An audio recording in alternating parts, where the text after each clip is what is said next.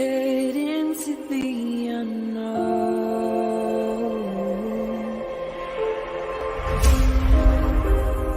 down the rabbit hole,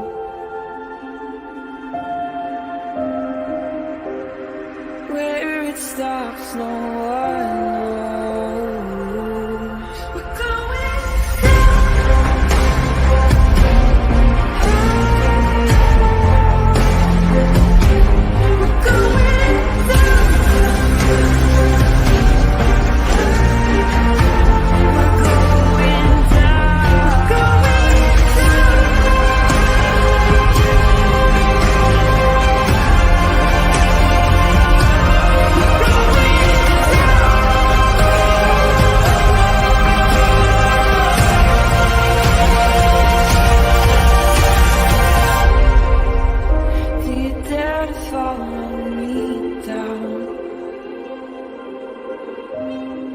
head into the unknown. Na, na, na, na, na, na, na. Well, hello, everybody. Welcome back to Criminality. If this is your first time here, welcome to Criminality. Most of you guys I just saw like an hour ago. So welcome back, you guys. Good to hang out and have more Happy Thursdays together. More part of our Happy Thursday. And I guess in some places it might be Friday by now. So welcome back in. I just wanted to take the opportunity to go through some of the older, it's not even older, I don't know, that's not the right word, but like the beginning of this trial, which seems like it was like a lifetime ago now. We are technically completing week 5 of trial currently, which is interesting. I don't know how they really calculated out their time, because in the pre-trial hearing, the Commonwealth had said they were going to need 4 weeks to present their case, and then the defense said that they were going to need 2 weeks to present their defense for Karen Reed. And so she was like, okay, well, just, for safety purposes and whatnot, like just to, be on the safe side, I'm going to schedule it for 7 weeks. And that is like, things are kind of weird because they have these half days and these other days. So I don't even know what she constitutes as a full week at this point.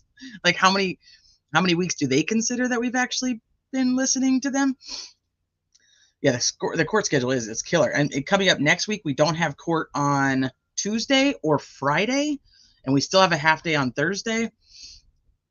So I just thought like this is a good kind of middle time, if they're going to go 7 to 8 weeks, this is a good middle time to see what they said at the beginning and what we know now, and have the Commonwealth or even the defense presented anything that supports what they said in their opening statements, and what have they not presented yet that we still need to see.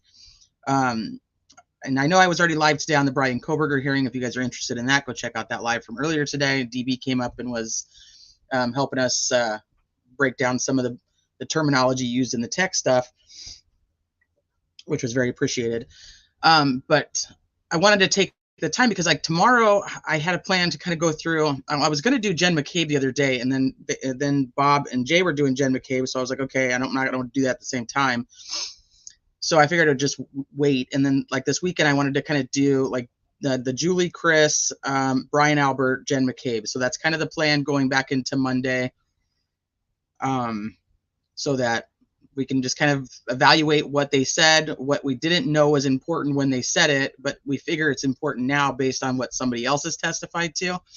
So we're going to do that. But I'm going to say hi to everybody in chat, and then we'll get started.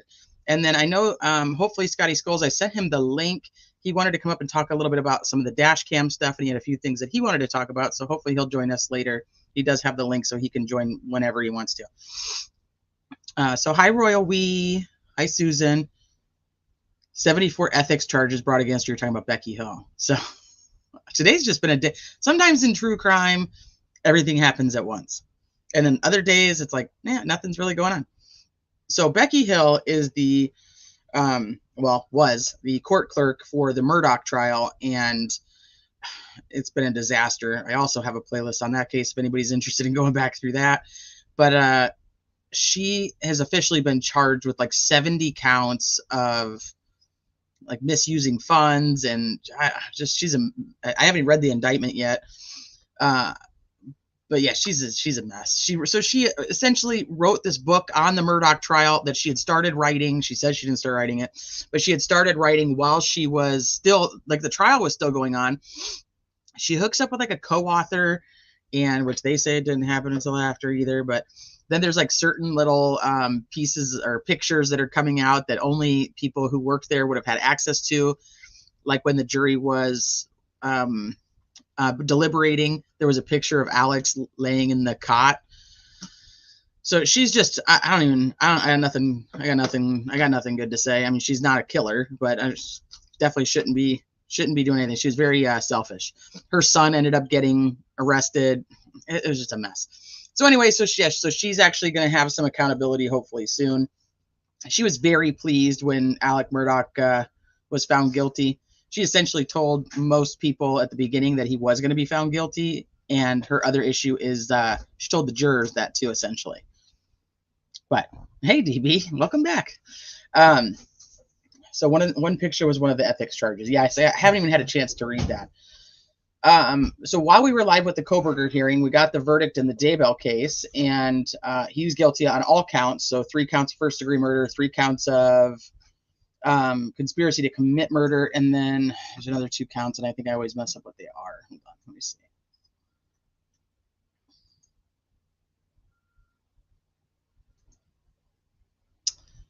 2 counts of insurance fraud. So yeah, so he was found guilty for conspiracy and first degree for each one, Tammy, JJ, and Tylee. Guilty on all counts. The jury is having to deliberate on whether he should receive the death penalty or not, and so they'll be back in court at 8:30. Yeah, thank you guys. I wasn't even looking at you guys. I was looking at a totally different screen. He'll be back at 8:30 in the morning for the statements on what the state and defense has to say about whether he should receive the death penalty, and then the jury will deliberate again. Chad Daybell just sat there like a brick on a log, which is not surprising. I mean, shit, when they're searching the backyard and they find the kids, he's like on the phone with Lori. He's like, they're searching the house, they're searching the property. Like, he's such a lump on a log. Ridiculous. So that was that. But then right before I was going to go live here, I was watching Larry. So East Idaho News is really where I kind of watch anything and everything Vallow Daybell, because I think that Nate's done a great job, and Justin Lum in Arizona.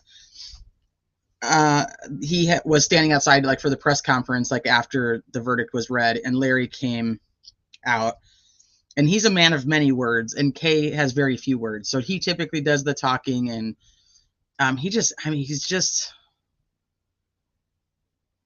has such a good soul. Like, in my opinion, you can feel like what a good soul that man has. And it did it. I didn't cry, but I could definitely see there was some tear-jerking moments in there. So if you haven't watched that, watch Larry's press conference after Chad Daybell's verdict is read, because it was definitely worth the watch. And for anybody who didn't overly follow the case, there was an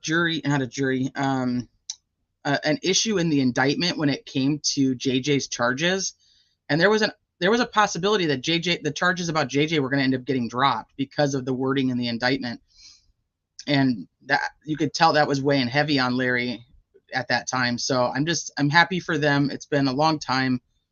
They deserve peace. They're still not done. They got to go through, and get justice for Charles, which is Kay's brother. So I don't know. I just find them to be pretty admirable people, especially him. Larry's he just has such a good soul. All right, let's see. All right, so hi Ginger Snaps. Hey Mia. Hey Dina. Hi Bill. He's getting the death penalty. We shall see. Idaho brought back the firing squad, so because they don't have enough meds like every other state to actually execute anybody. I hope he comes to court in jail clothes. Well, he should. He's technically convicted, but we'll see what happens. Let me see who else is here. What's up, Schmeed? Hi, Catastrophe. What's up, Mandy? Hi, Bean. I think I said hi to Roy Wade. Hi, Salty C. Good to see you again. Let's see. I unindicted. It's like weird because I'm like, did I say hi to you guys in this stream or did I just talk to you like in the other stream a few minutes ago? I feel like I've been here all day. I know, me too. I'm on fire? Oh shit. Put it out. Stop, drop, and roll, peeps. Stop, drop, and roll.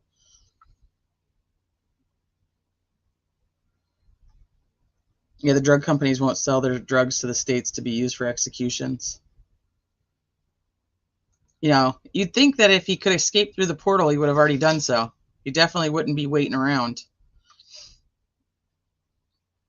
So it's funny because on this Karen Reed stuff, at the very beginning, I was like, okay, I'm going to just do like highlighted notes so that I could, because I knew I wasn't going to be able to stream the trial. So I was like, I'm going to do these highlighted notes and I'll just like pick out like very important things.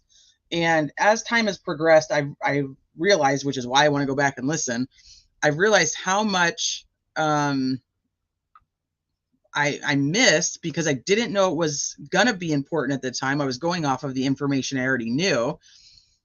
And so I was like, oh, that's going to end up being important. Oh, that's going to end up being important. But then as testimonies come, I'm like, shit, like didn't so-and-so say such and such? But I didn't take notes of it. And now I'm like, okay, so that's why I'm like, okay, we'll go back. So my original notes for opening statements, you can see they're very, very simple.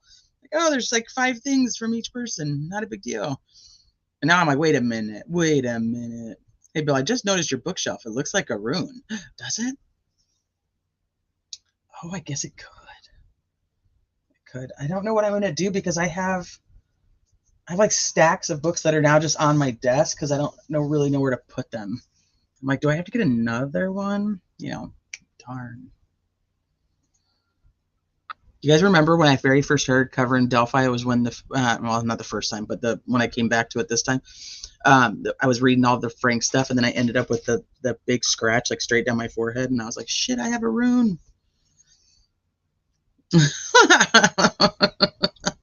Ah, that's funny. Hence, it's alive. Yeah, I didn't want to babble. I'd do a pre-record. Anyway, so all right, let me pull this up over here.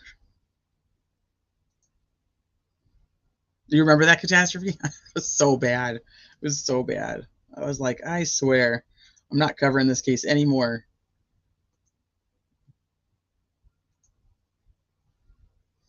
All right.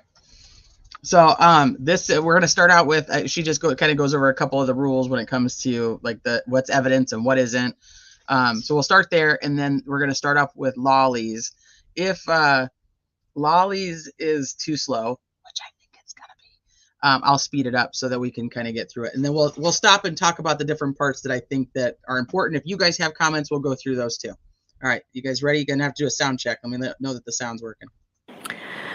The jury's function. You folks are the most important. Veronica! What's up? Hey, Odie Doty. Susan. It is kind of an interesting comment, right? What's up, Angie baby? Sounds good? Okay, here we go. Important people in this courtroom. You determine the facts of this case. You are the sole and exclusive judges of the facts. You alone determine what evidence to believe, how important any evidence is that you do believe, and what conclusions all the believable evidence leads you to. You will have to consider and weigh the testimony of all the witnesses who will appear before you, and you alone will determine whether to believe any witness and the extent to which you believe any witness. So that's something that you guys should remember. Anybody who watches trials is during the trial, during a jury trial, the jury ends up becoming the finder of fact. So they're the ones who are determining whether they think people are lying, whether they think people are telling the truth, and what weight that they're going to actually give more evidence versus other evidence. That's on the jurors. The judge is considered the finder of law. So any judge that's sitting there is literally just to make sure that there's no legal errors happening on either side. So that's sometimes why you see her kind of coaching them through, like, you know, you're almost there, you can do it. Not a lot of judges do that, but she seems to do it pretty much, and a lot for the defense, but she does it for both sides. Like, nope, you're not quite there yet. You can believe all of what a witness says, some of it, or none of it. It's entirely up to you. It is part of your responsibility to resolve any conflicts in the testimony that may arise during the course of the trial and to determine where the truth lies. Ultimately, you must determine whether or not the Commonwealth has proved the charges beyond a reasonable doubt. The lawyers have their own important role in this trial. They are, of course, advocates. Their job is to bring to your attention the evidence and arguments that best support their position. They may also object to evidence offered by the other side that may not be admissible under our rules of evidence. Similarly, we may engage in sidebar conferences over here out of your hearing. They're not intended to keep secrets from you, but to allow the lawyers a little more time to argue their points so that I can rule on what you may consider as evidence. If I agree with an objection to a question during trial, I will use the term sustained. You are then to disregard that question, and you're not to speculate as to what the answer might have been. In the same way, you are to disregard any evidence that I tell you is stricken from the record. If I reject or overrule an objection, I will allow the witness to answer the question, and you may consider that answer. But you're not to give that answer any more weight than you would have had no objection been made. Lynn asked, did they converse on what they think is true or false? Just curious. Well, not until deliberations. They're not allowed to talk to each other at all about the case until jury deliberations. And then it's like their turn. They can go back there and say, yeah, no, I totally thought that Jen McCabe was a liar. And somebody else will be like, this is what she was telling the truth about. And this is why I think that, because so-and-so over here said, why do you hate us? I don't. I'm trying to go back and see, and on the thumbnail I put, like, the Commonwealth bears the burden. This is their burden to prove that Karen Reed did this. So listening to what he has to say is essentially more important because he has to be able to prove he did this. We're 5 weeks into trial. Has he given us anything that he says he's going to give us? That's what I want to know. That poor woman, that thing she talks into looks like that thing I wore when I was a catcher back in the day. Different than Chuck. Please do not hold it against the lawyers if they make an objection. That's part of the lawyer's job. The lawyers have to let me know when there's a potential issue about the admissibility of certain evidence of law under our laws. You must decide this case solely in the evidence presented in the courtroom, and this will include the sworn testimony of witnesses and may also include exhibits that are admitted into evidence, any facts which I tell you may have been agreed upon by both sides, and any facts which I indicate to you that you may take as a matter of common knowledge. Question to witnesses, no matter how artfully phrased, are not evidence. Only the answers that you receive from the witnesses who are testifying under oath are evidence. If one of the lawyers or I refer to... So that's a very interesting statement, and it's true. It's what the person on the stand is saying. It's what the witness is saying. But yet, on cross-examination from both sides, right now we've really only seen it from the defense, obviously, they ask the question because on cross you're allowed to lead a little bit more than you're not allowed to lead at all on direct. But it's interesting because the question is a complete sentence and the answer is a yes or no. So if they're only allowed to consider the actual answer, it's just like yes. You have to consider the question. You know what I mean? So it's just kind of like a conundrum. But they're human beings, so I mean they're going to do it anyway. Anything that is said by the attorneys in opening statements, closing arguments, or in a question form is not considered evidence in the case. But tell me that they're not listening to all the little side comments.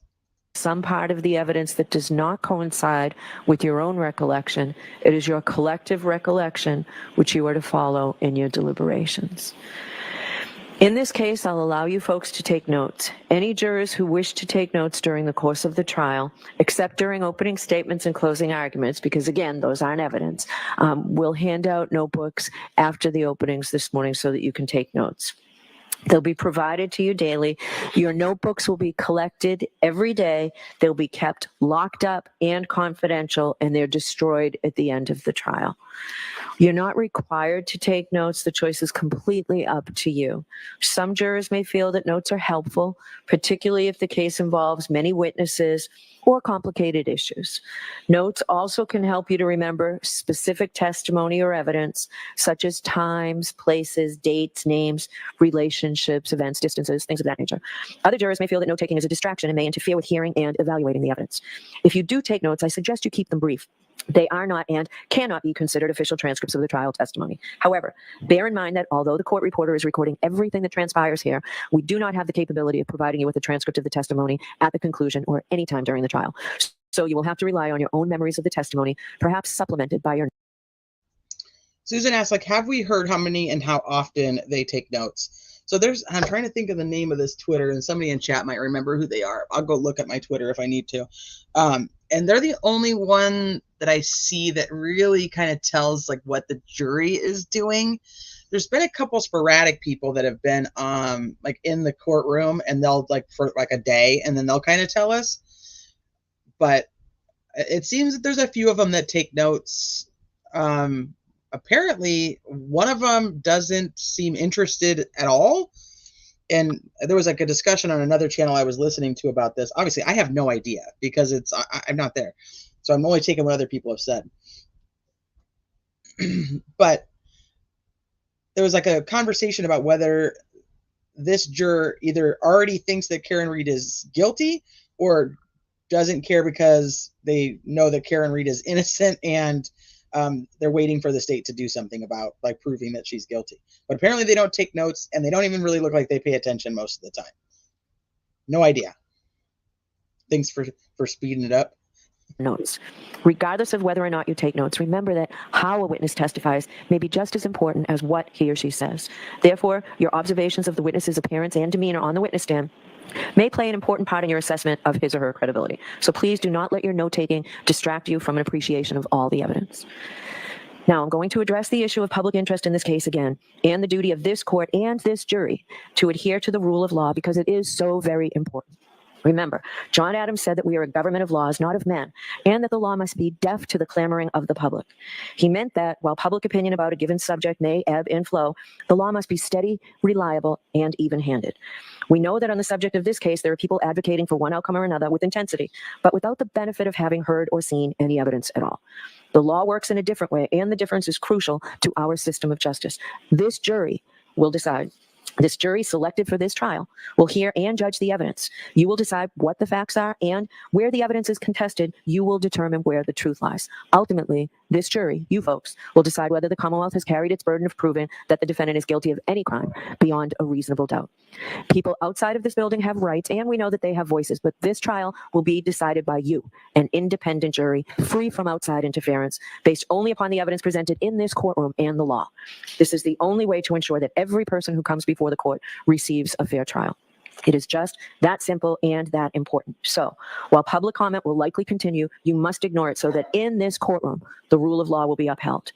This means that during the trial, until you retire to deliberate, you must not discuss this case with anyone. This includes family and friends, and even your fellow jurors, nor should you allow anyone to communicate with you about any aspect of this case.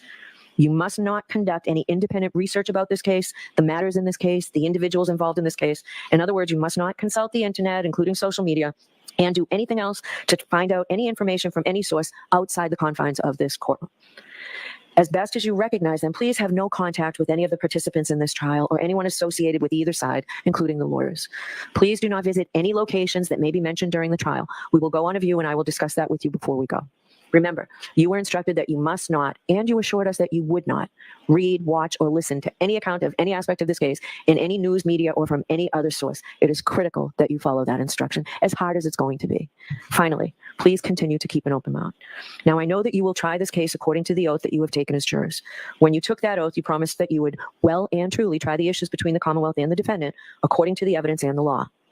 If you follow that oath, approach this case with an open mind, and make your decisions fairly and without prejudice, bias, or sympathy for anyone, then you will arrive at a true and just verdict. And that's what we ask of you. So with that, it's time for opening statements. And whenever you're ready, Mr. Lally. Thank you. Whenever you're ready, Mr. Lally. And I ask only that you keep your voice up, please. Do my best. Good morning. So as Ron was telling you, this is one of the two opportunities that I would get to address. The first of which right now, essentially. It's actually not true. It's 3 because they get to address them when they go to the view the house and the scene. What I'm going to attempt to do, and I know you heard over the course of the impoundment process a number of different witnesses that were listed out as far as potential witnesses in this case. So what my intent here is to provide as much of a roadmap as I can through those waters and help you to navigate sort of who these people are and what relation they have. I opined that you probably have every transcript of every live I've ever done.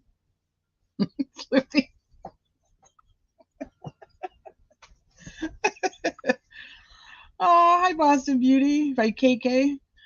I'm local. Thank you for covering this case. Absolutely. What if any of us understand what Lolly's talking about?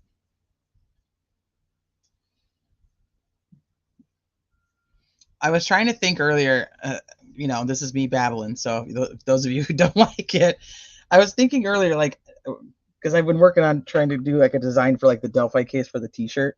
And I was like, I need to do one that's just like 3 like lines, like one from like, but wait, like what if any, and then something from like the other trial, like from the Idaho trial. Like we need to have like something that like brings in all the big lines from each trial that we can't like get out of our head and like make it a full sentence. Okay. Let me start with John O'Keefe. John O'Keefe grew up in Braintree. He was 46 years old when he passed.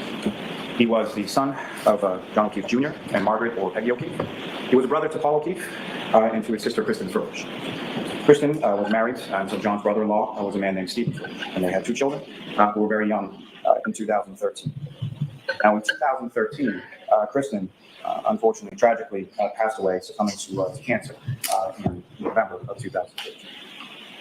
Within months of that, Mr. O'Keefe's brother. Oh, we could do that. But wait. What if anyone was driving around going stargazing? We could do something like that. In-law and Kristen's husband, Stephen, passed away as well. Now, initially, when John O'Keefe's sister passed away, sort of the initial plan for that situation was that John O'Keefe was going to move in with Stephen Furbish and kids and assist as far as raising them. And then, when Stephen passed away a few months after his wife, before those plans could be finalized, John O'Keefe then moved in with his niece and nephew and assumed the parental role and assumed legal guardianship with respect to both of those children. Now, he was assisted in this by a great number of people within the town of Canton where the Furbishes lived and where John moved into a home with 2 children there. There were other parents within the neighborhood, other parents within the children's age group. You'll hear from a number of them over the course of this trial, but they include Mrs. Carrie Roberts and Mrs. Jennifer McKay. They helped Mr. O'Keefe out during those initial stages and during the time that he assumed this role. He also got help from his work. John O'Keefe was a proud member of the Boston Police Department, had been for many years. He had been a patrolman prior to moving in with children and assuming this role. Boston Police Department helped him greatly as far as positioning him to more of a desk role, working in the sex offender unit with more regular hours to sort of assimilate himself to this new life and this new role that he assumes with his children. Initially, John O'Keefe lived in the house with the kids. However, in 2018, they moved into a new home, so a new home that they could have as their own. That home is located also within the town of Canton, sort of on the Stoughton side of Canton at One Meadows Avenue. John O'Keefe raised these children, assuming guardianship for them for about 8 years.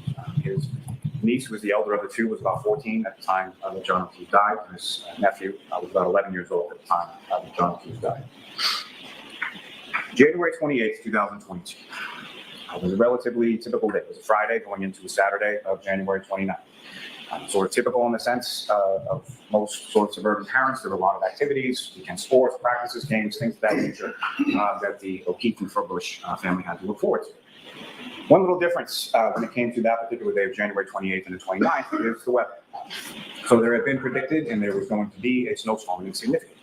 A blizzard essentially was coming in overnight that Friday and Saturday, lasting through most of the day on Saturday the 29th. And as a result of that, most of those sort of typical, weekend routine activities that would keep most people, including those within the town, camp busy, have been canceled. And everybody knew what was coming. Everybody knew essentially you weren't going to leave your house all that much following the day. Now, also on January 28th, Mr. O'Keefe had received some news in respect to his niece. So his niece and her best friend were in 8th grade at the time, going to high school in the fall of 2022. They both applied to a private school called Michigan, and they both found out on the 28th that they had been accepted to that school. So the friend, as well as her father, a gentleman by the name of Michael Camerano, who's both he and his wife, Catherine Camerano, were friendly with John O'Keefe. They had children around the same ages as both John's niece and his nephew. And they had come over to their house on Meadows Ave that evening to celebrate the girls getting into that school. The nephew of John, the 11-year-old, was sleeping over a friend's house that night. He left that home sometime around 7 p.m. or so, got picked up and went to sleep over at his friend's house. John O'Keefe and Michael Camerano then decided to travel out to a local establishment on Washington Street called CF McCarthy's Bar and Restaurant. You're going to hear testimony, and you're going to see surveillance video, and you're going to see receipts and all kinds of things from a variety of different establishments, all sort of located within Camden Center along that strip of Washington Street. Now, they get Mr. O'Keefe and Mr. Camerano leave the girls at home. They then go to CF McCarthy's, arriving there sometime between 7:30 and 8 p.m. They eventually cajole another friend of theirs, Mr. Kurt Roberts, to come out to the bar and join them as well. And there's some other people that are located within the bar, including Mr. James Sullivan, who we hear from, who was present at the bar that night as well.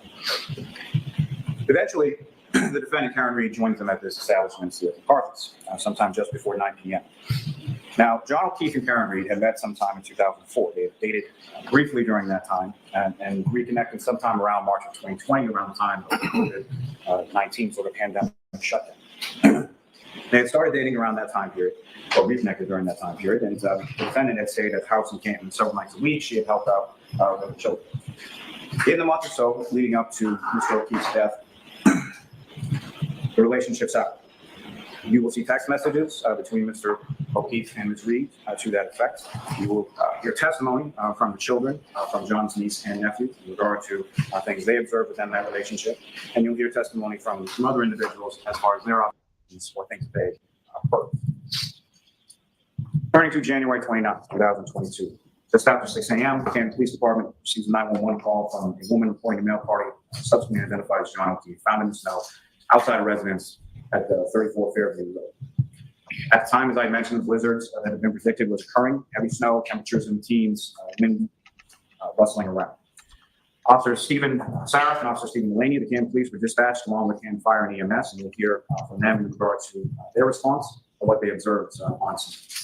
In particular, with Officer Saraf, who have as an exhibit that anticipates a So while he did just say, though, that he did intend on calling the kids, like, you're going to hear from the kids, which is interesting because during the pretrial hearing, he tells the judge, like, I don't know if I'm going to call them. I might not call them if it's not necessary, blah, blah, blah. And she's like, yeah.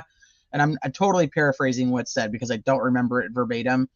But she says something along the lines like, yeah, it doesn't normally work out. Like, they don't, how did she say it? Like, jurors don't typically want to hear from those types of witnesses or something like that. And I don't remember exactly how she said it. I'm gonna have to go clip it.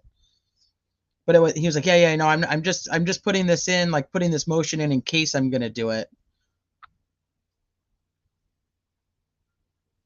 A cruiser camera video from his cruiser detailing or memorializing sort of his response in the darkness, in the blizzard-type conditions as he's driving from the Canton Police Station, where he was located when he received the call, to 34 Fairview Road. When they arrived there, they observed three females, sort of off to the left side of the property. When I say the left side of the property, I mean if you're standing out in the street facing 34 Fairview Road, off to the left side of the property, there's a flagpole, there's a fire hydrant, there's some bushes. That is where Mr. O'Keefe is located. On the right side of the property is sort of the driveway and the mailbox, other things that you'll become familiar with through photographic evidence and other means, of course, of this trial. The three females that the officers observed there were then identified as defendant Karen Reed, Mrs. Jennifer McCabe, who had received a phone call earlier in the morning from the defendant, as well as Mrs. Terry Roberts, who had also received a phone call early that morning from the defendant. The Several firefighters from the Canton Fire Department you'll hear from in regard to their observations of injuries, abrasions, and lacerations to the right arm of Mr. O'Keefe. You'll hear their testimony in regard to swelling of his eyes and other injuries that he observed. They observed redness from the cold that he had been lying out in for some time. You'll hear the testimony from these firefighters: Timothy Nuttall, Anthony Flamati, Matthew Kelly, Francis Walsh, Katie McLaughlin, and Greg Woodward. And at least from 3 of those firefighters, you'll hear testimony anticipates detailing statements that the defendant made to them. They had asked about the origination of some of those injuries. And Ms. Smith asked, did anyone watch a lot of the pretrial? I did. I watched, I think, every pretrial hearing there was. Did Lolly seem more engaged and purposeful? I've gone back. It seemed like his attitude changed after the feds provided info. Maybe he believed in this case more before. You're not the only one who's actually mentioned that. I didn't see it myself, but other people have mentioned it and like kind of even suggested that he knows that he's trying a case that he can't win.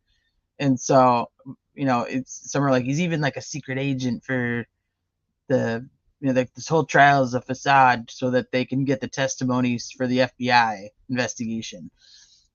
Because his demeanor apparently changed. I didn't really think it did. I think he became more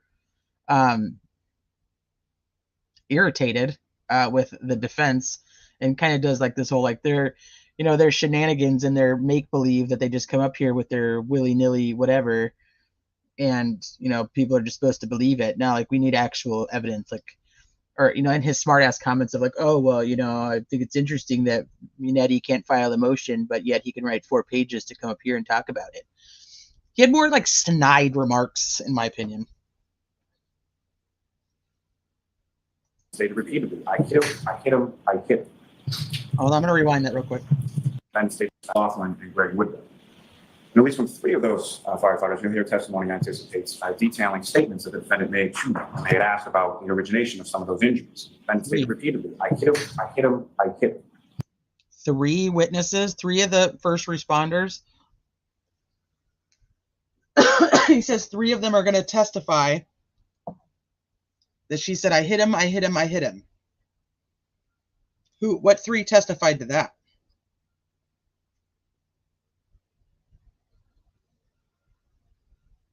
Let's see what's going to say. I think prior to trial, they wanted that curb picture to look like it was grass and where he was when it wasn't. Oh, yeah, absolutely. I think many people believed it was grass. I only remember one who actually said they heard it from Karen, and that's Katie McLaughlin. The other ones technically wouldn't have heard it until Katie McLaughlin goes into the ambulance and tells them about it. Flamati, and yeah, he's one of them, is the one who was actually in, I think it's him. I should probably go look at my notes, but the one who was actually inside the ambulance with the door closed. Natal. Yeah, Natal.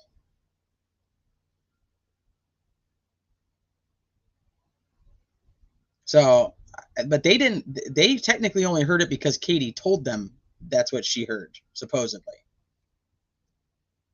Yet nobody wrote it in the report, and they all ended up being pretty much discredited, except for Katie. They still kind of left that one open. I don't know what they're going to do when it's their turn to present their case in chief, because I feel like, I mean, they somewhat impeached Katie when they had Caitlin on the stand, but I don't know if the jury really caught on to that quite at that time. I'd be curious. Yeah, Natal is the one who said that he was wearing the big puffy jacket, and he didn't want to cut it because he knew it was going to make a giant mess in the ambulance.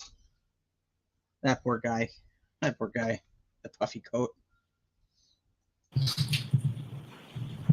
Mr. O'Keefe was then taken from the front lawn onto what they call a scoop stretcher. As he's doing that, I anticipate you'll hear Ms. Roberts' testimony that despite the 6 inches of snow approximately that was on top of Mr. O'Keefe's body and the snow throughout the roadway. Okay, 6 inches of snow on top of Mr. O'Keefe's body that Carrie Roberts is going to testify to. Yet she immediately testifies to the fact that she goes over there, she lifts up her shirt and lifts up John's shirt, that Karen does. Karen goes over there, lifts up her shirt and lifts up John's shirt. But yet there was 6 inches of snow on top of John's body when Carrie hadn't even gotten out of the car yet. Because she said she didn't see him, right? So 6 inches of snow. Front yard, everywhere around where he was. There was grass underneath Mr. O'Keefe, where his cell phone was located underneath his body as he lay on that front lawn. He was then transported by firefighters Kelly, Flamati, and Nuttall, as well as the ambulance being driven by firefighters. Dina, it's like it literally was like a false memory. Like he absolutely thought there was this puffy jacket. He must have had somebody at some point that had this big puffy jacket that he remembers thinking that, and all of a sudden he puts it in there. I don't know if it was an intentional or if it was just literally just a false memory that he combined from something else. There obviously was no coat. Yes, Katie did, but they said it first. They heard it direct, but it was leveled by the defense. They said they heard it directly. Right. Yep. It was located later on the front lawn. Hold on, what?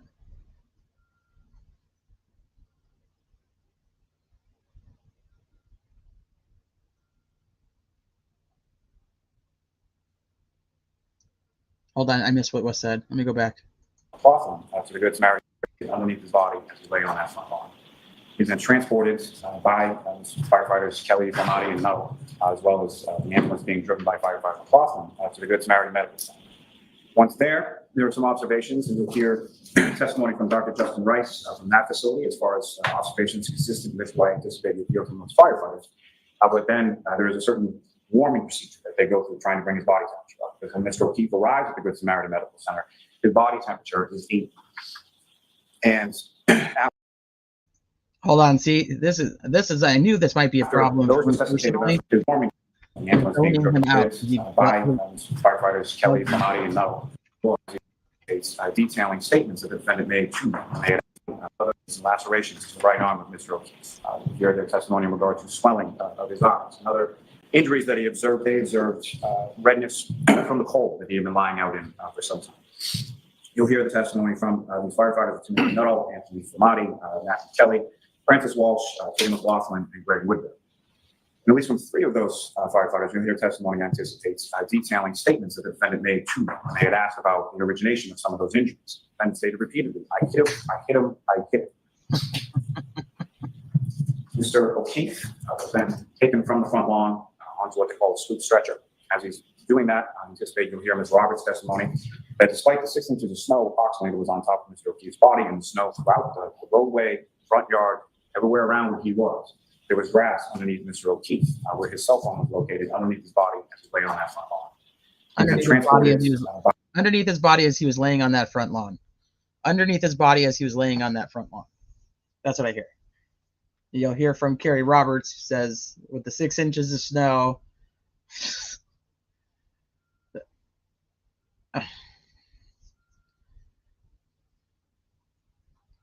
by his way, that despite the 6 inches of snow approximately that was on top of Mr. O'Keefe's body and the snow throughout the roadway, front yard, everywhere around where he was, there was grass underneath Mr. O'Keefe, where his cell phone was located underneath his body as he lay on that front lawn.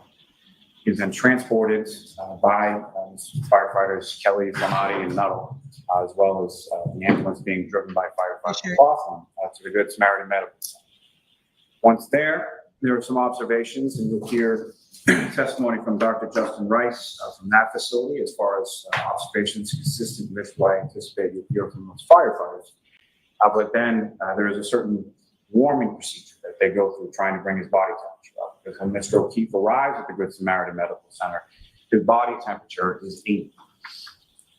And after those resuscitative efforts prove unsuccessful, Mr. O'Keefe is eventually pronounced by Dr. Rice at approximately 7:50. Shortly after that, when the defendant is then being driven away from the scene by Ms. Roberts, who is now going to go pick up Mr. and Mrs. O'Keefe, Jonathan's parents in Braintree, and then bring them to the Samaritan Medical Center in Brockton, the defendant makes some statements of self-harm. As a result of that, she's then... Okay, so before we keep going, so far he says we're going to hear from 3 witnesses about the I hit him. And essentially, we know that there's really only one that is saying that, with the corroboration of Jen McCabe later on down the road.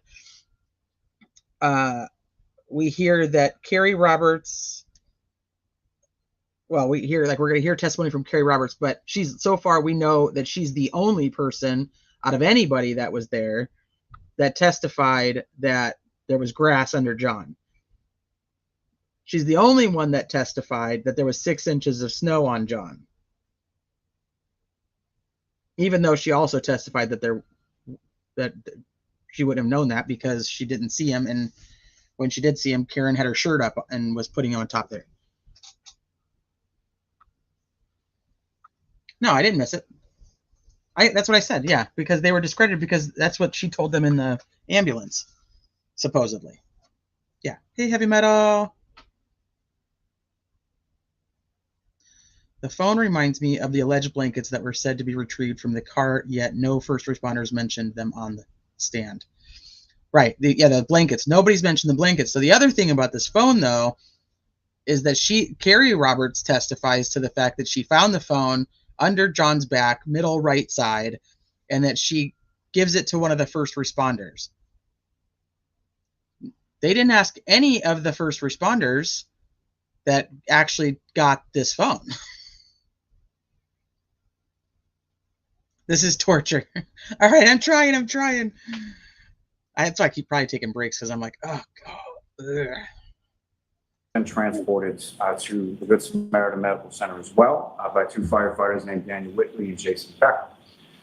And amongst the statements that they gained from the defendant as they're having a conversation with her in regard to that, in regard to her treatment and diagnosis, she indicates that the last that she saw Mr. O'Keefe, they had gotten into an argument before he had gotten out of the car in front of Fairview Road.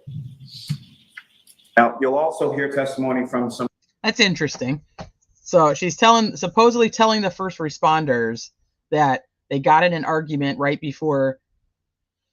I did have him sped up, and then I missed the phone thing, and so I was like, because I know I'll just tune him out, like it's a problem in my own brain. So I slowed him back down so I could catch the part that you and I were talking about, Sleepy. But damn it! Now what was I saying?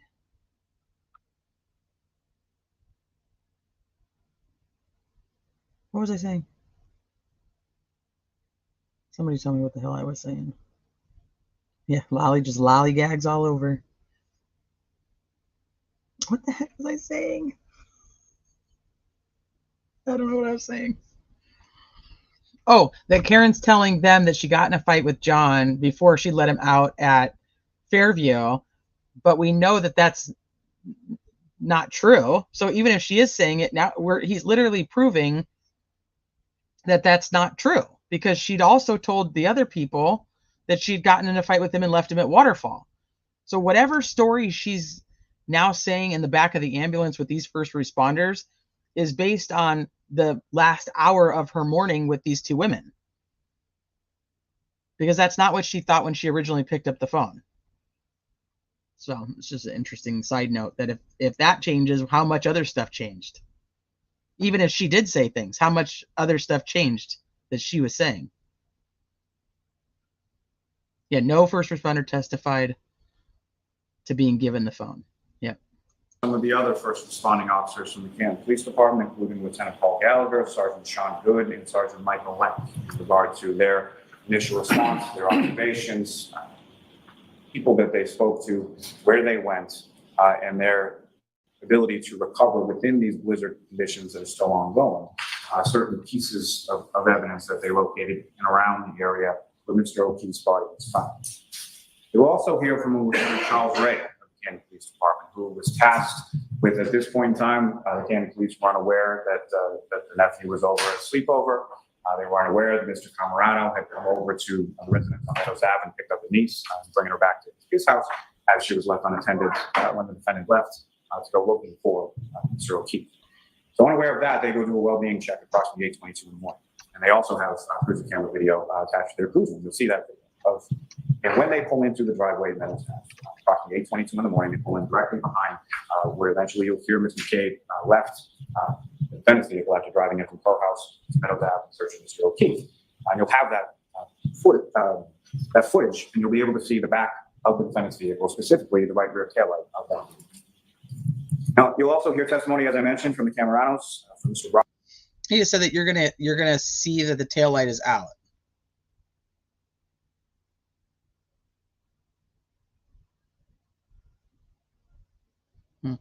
Roberts from Mr. Sullivan. They were all present with the defendant and Mr. O'Keefe at C.F. McCarthy's. You'll hear testimony from a number of other individuals who were at the Waterfall. The Waterfall is a bar located across the street, essentially, from C.F. McCarthy's on Washington Street in Canton Center, and somewhere that Mr. O'Keefe and the defendant went after leaving C.F. McCarthy's at approximately 11 p.m. Now, from that establishment, you'll hear from Rebecca Traers, who was working as a bartender at the Waterfall that evening. You'll hear from a couple named Nicholas and Karina Polakaitis, who were friends of friends, who had known Mr. O'Keefe through their daughter around the same age as Mr. O'Keefe. Mrs. Polakaitis had some conversation with the defendant that evening, as well as herself and Mrs. McCabe at the Waterfall. She left around the same time as they did. She parked on Washington Street around the same area as Mr. O'Keefe and Ms. Reed did, specifically in Ms. Reed's car. And she observed Mr. O'Keefe and the defendant walking toward the defendant's vehicle, and specifically the defendant walking towards the driver's side. Now, you'll hear testimony. Did he just say that entire sentence just to say that they know that Karen Reed was driving because Karina Kolakithas saw her walking towards the driver's side door? I always wondered what the purpose of that testimony was, because it did not help the Commonwealth. They're the ones who were like all about how they were all, John and Karen were all cuddly, and then Karina's like, why aren't you like that with me? So did he just literally say all of that about them being at the bar, this friend of a friend who's also at the bar, and had conversations with Jen McCabe and had conversations with Karen, just for the purpose of saying I saw him going to the car and she was walking towards the driver's side? That is crazy to me. Well, he wanted Karina to say that Karen said her and John were arguing that morning. Well, he definitely didn't get that out of her. It really kind of backfired on him. In the beginning of the case, it was well known that Proctor was there. I think it wasn't until recently that the prosecution, Ellie, started pushing that he wasn't. Right. Because Proctor's own reports say that he arrived at the scene. So everybody was like, well, he arrived at the scene. And now recently they're changing that to Proctor arrived at the scene means he arrived at Jen McCabe's house. And that's the scene he was referring to. And it's like, what? That's not the scene. What is that the scene of? I don't know. But at this point, I'm not even sure they're going to call Proctor. But I think it would be stupid that they don't. Mrs. K heard Jen McCabe say, "You're coming with me."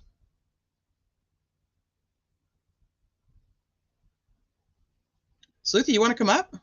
I'll give you the link. You want to come up? You can chime in all you want to.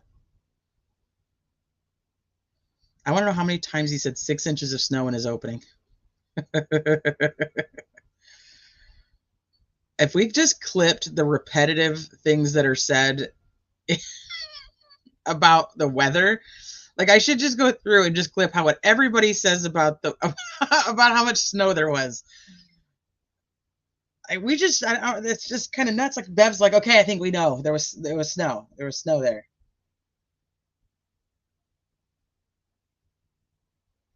Yes, Bill. Yeah, the taillight is red and it illuminates red. It's very interesting. Susan, look at you starting shit.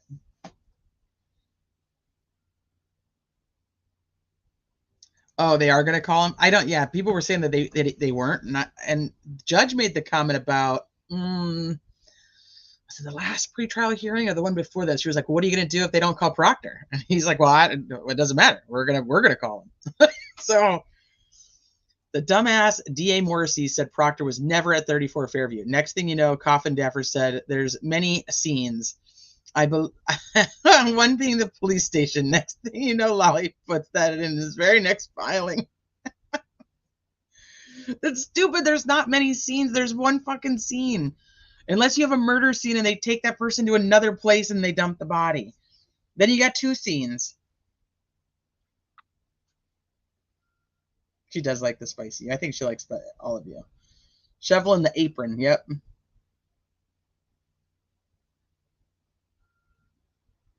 How much snow is there? Catastrophe. Yeah, how much snow? How much snow, if any? How much, if any, snow was on the ground? So much live today. I know. It's because I have other plans for the weekend too. Like I had other shows already prepped and ready to go, and I'm like, I got to just do both. Otherwise, I'm going to get behind, and we're going to be back in trial. So I don't want to do that either. Coffin Effer may be onto something with a scene at the PD, the Sally Port. Yeah, maybe. He's like, I reported to the scene of where we were going to take the pieces of the taillight. That's exactly how I read it, DV. I was like, Coffin Effer's on something. I was like, yeah, maybe. It is. It's unlawful to be sober and drive in Canton, at least. That's why the defense asked the first responders when I say the scene. Yeah. You know exactly. So you know what I'm referring to when I say the word scene, and they're like, yeah. It's the same as when they're like, so, how good of friends are you? How good of friends are you? Would you take a photo in a hot tub with that person?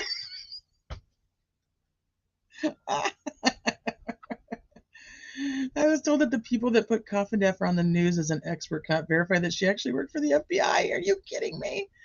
Has anybody ever verified that? I don't know. I've never even tried. The FBI is like, nah. I'd rather be here than anywhere else. Coffin Chaser tried to come after me. Did she really? Why? Did you? Okay, so not to go down there, because I don't like talking about other people like this, but sometimes you just have to. She had made a post on Twitter about that she was invested in this case, and I'm not going to be able to tell you verbatim what it was, but it was like, I've invested so much time in this case, but I'm at the point where I just want to let the evidence speak for itself or something like that. And I was like, since when? Like, are you realizing, like, we've now 5 weeks into this trial, and like there's nobody knows shit about shit? Like, is that what? And they're just like, I'm gonna let that evidence speak for myself. I will speak from experience, and they never requested her credentials. Could you imagine if she never did?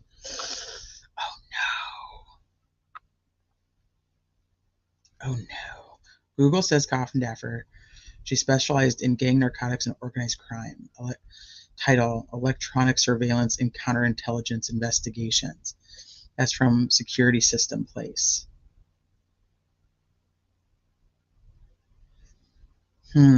Interesting. But she didn't realize that 34 Fairview would have a ring camera that would catch her trespassing. Definitely counterintelligence. Anyway. She was doing a reset. Yeah, she was doing like this whole reset. We used to be friends. I don't like talking about it either, but I wouldn't spread to the masses her BS about Koberger, and she turned into a real asshole to everyone, so I disassociated myself from her. Oh yeah, you gotta love those. Oh, Sean McDonough said. Yeah, but I don't make a fake page saying I'm the Pope. Doesn't mean it's true.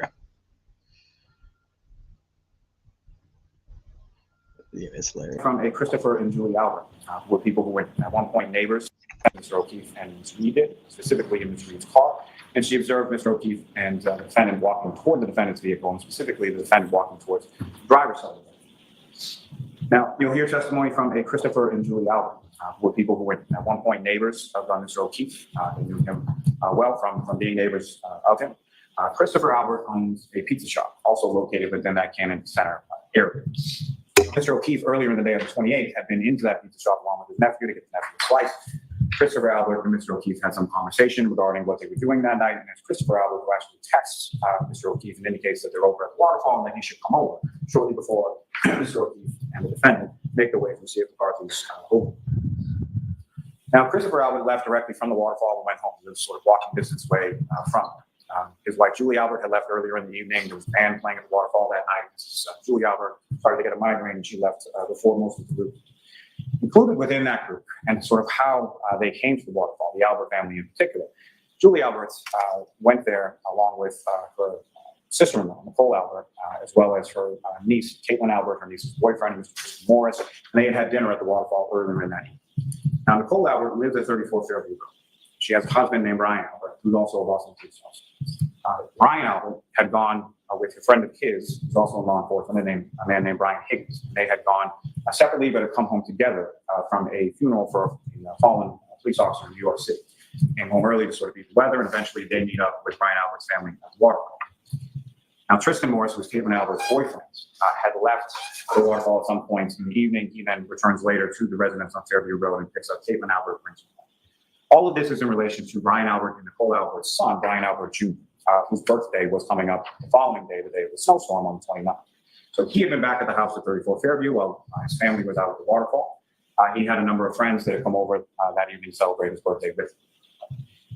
Now, among those friends was two individuals named Sarah Levinson and Julie Nagle, and they were at the residence at 34 Fairview for a good portion. Now, those individuals from the waterfall that leave and then come. Hold on, I got to address this. Plus, he just really bores me. So Ariel says, I don't understand people's logic. I ask people on Twitter all the time what evidence shows that Karen is guilty, and nobody has answered me. Well, how long? I don't even know how. I should have paid attention to the minute mark of this. So far, even in his opening statement, we know nothing about that Karen Reed hit John O'Keefe. He, even in his opening statement, which I didn't even pick up at that time, he still has not told us anything about how Karen did anything. He's told us all about the Alberts. He's told us who had headaches.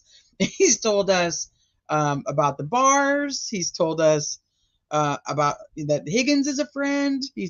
He's told us that you're going to hear I hit him, I hit him, I hit him. That is literally so far what he says. Oh, and that Karina Kolakata says that she saw Karen walking towards the driver's side. That's it.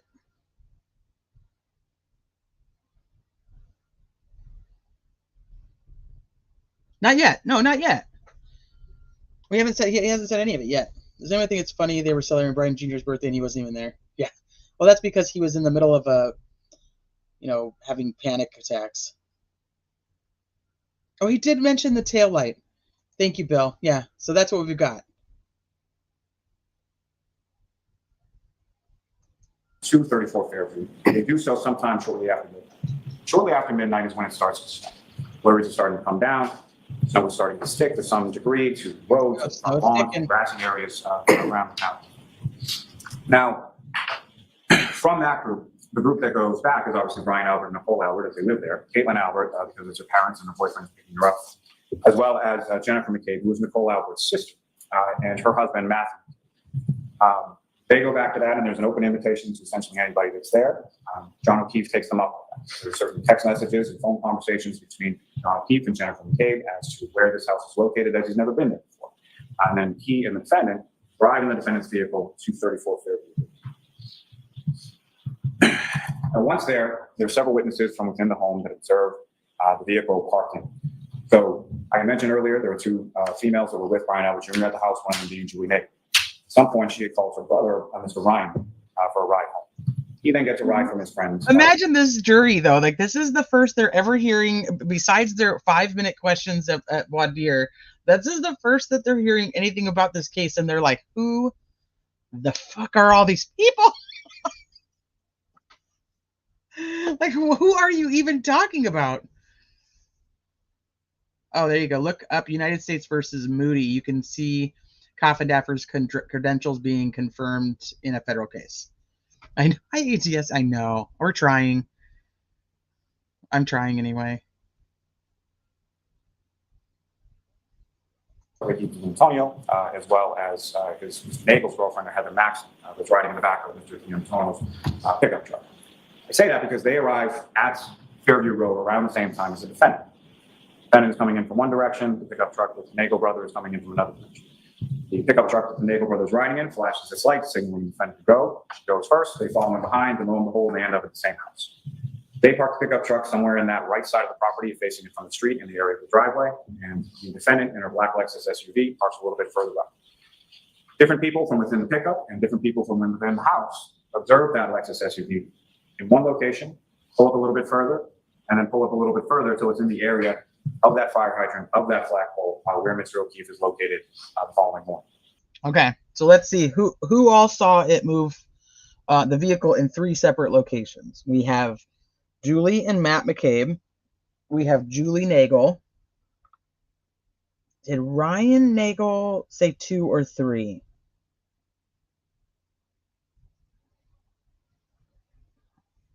And then I don't remember what Heather said at all. I can go back and look at the notes. So now there's witnesses that her car was in one location and ended up in another location. Now, what the heck? What did I hit that made that come on? What is that? What did I just do to myself? Why is that doing that?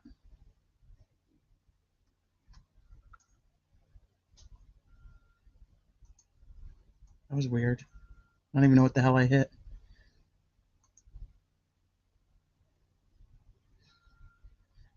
ATS, I have to stop and commentate because from their position, so I anticipate the testimony that you're going to hear is that Heather Maxson from that pickup truck observes a male passenger and a female operator when the pickup truck operator flashes those lights that the vehicles are facing each other before they pull down. Period. What you'll hear also, I anticipate, from all three of those individuals in the pickup and Julie Nagel, who comes out to the pickup to talk to the brother, is that no one ever exits that vehicle. There are no footprints around that vehicle. There's no damage that they observed to that vehicle at that time. Again, it's just started to snow. Things aren't sticking really too much at this point. Julie Nagel has a conversation with her brother, decides that she's going to stay at the house longer, so arrangements for a ride home, and the pickup truck leaves from that point. As they pass by, they observe a female operator, matching what I submit as the description of the defendant. From all of those people within that house that evening, none of them at any point in time observed John O'Keefe come into the house.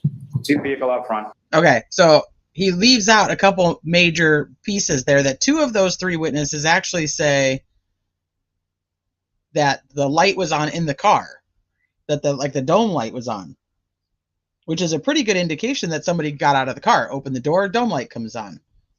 Oh, did he just say 2 inches of snow? Did he? Hold on, let me go back. You see the vehicle, is the description of the defendant. So arrangements for that vehicle at that time. Again, it's just started to snow. Things aren't sticking really too much at this point. Julie Nagel has a conversation with her brother, decides that she's going to stay at the house longer, so arrangements for a ride home, and the pickup truck leaves from that point. As they pass by, they observe a female operator, matching what I submit as the description of the defendant. From all of those people within that house that evening, none of them at any point in time observed John O'Keefe come into the house. They see the vehicle out front, they see the vehicle pull away, and they just assume that they left, and that no one was coming. We'll hear testimony from other individuals who were at the house that night, including Colin Albert, who is Julie and Christopher Albert's son. He's also the cousin of Brian Albert Jr., who was having people over for his birthday. He's leaving the house around the time that the initial people coming back from the waterfall, which includes the homeowners, Mr. Higgins, are sort of coming into the house. At that point, Colin Albert was leaving. He's getting picked up by a young lady named Allison McCabe, who is Jennifer and Matthew McCabe's daughter, who's also friends with Colin Albert and also cousins of Brian Albert Jr., who's within the home celebrating his birthday. As I mentioned, you'll hear testimony from Matthew McCabe and from Jennifer in regard to their observations that particular evening, both at the waterfall as well as at the residence on Fairview Road. And then you'll hear testimony in regard to a phone call. A phone call that Jennifer McCabe receives from John O'Keefe's niece at approximately 4:53 in the morning. She answers that phone call, speaks to the niece briefly, and the niece hands the phone over to the defendant. Now, you'll hear testimony from the niece as well, that about 4:30 in the morning or so, the defendant came into her room. See, this just irritates me. This is the second time he's brought up the kids in this. There was no need. Jen McCabe testified to the fact that John's niece called her. She doesn't need to come in and testify to that. It's already in now. The testimony's already in. So bringing the niece, you're going to hear from the niece that she called Jennifer McCabe. Why? Why do we need to hear that from her? This is the kind of crap that pisses me off. And like I said, he had been like, I don't know what I'm going to do. I don't know if I'm going to bring him or not, or call him or not. In a frantic state, saying that Mr. O'Keefe did not come home the night before. So initially, when the defendant is talking to Ms. McCabe, she indicates to Ms. McCabe that the last time she saw Mr. O'Keefe was at the waterfall. Eventually, as Ms. McCabe was waking up, she reminds the defendant that she not only saw them leave the waterfall around the same time as herself, but also saw the vehicle, the defendant's vehicle, outside of the home on Fairview Road. Eventually, the defendant, while driving around, this will come in as far as other testimony and related testimony as it develops. But she's driving around in that morning. She's calling a number of different people, friends of Mr. O'Keefe. She's calling Mr. O'Keefe himself. She also calls Ms. Roberts. So Kelly Roberts receives a call about 5 a.m. from the defendant indicating that Mr. O'Keefe did not come home, indicating that he got hit by a plow or that he must be dead. Ms. Roberts then gets ready. Mr. O'Keefe is getting ready as they're all sort of planning to go out and look for Mr. O'Keefe to see if they can locate him. They call numerous times. You can see that within the text messages and the phone extractions from a variety of people's different phones throughout the course of this trial as well. So eventually the defendant comes to Ms. McCabe's home, indicates at some points prior to that she has a cracked taillight. Ms. McCabe then gets... And they're going to go into the taillight, so I want to ask this first. This guy right here, why did he get kicked out? Oh, this is the one who got removed for bumping her in the hallway. That's this guy.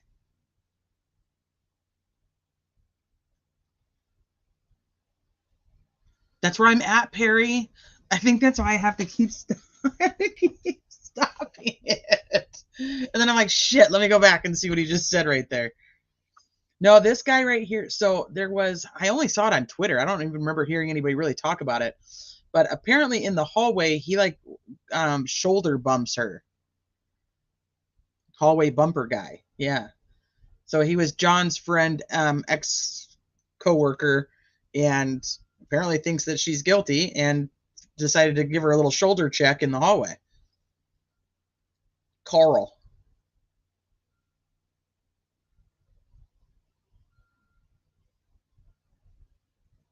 In the driver's seat due to the defendant's frantic state. Ms. Roberts is there as well. Ms. Roberts follows Ms. McCabe driving the defendant's vehicle back to Mr. O'Keefe's residence on Meadows Ave, checks on the niece. The defendant then shows both Ms. Roberts and Ms. McCabe the damage to her right rear taillight, which is essentially missing a number of different pieces from that right rear taillight. They then proceed off. Missing a number of pieces. Missing a number of pieces from that right rear taillight.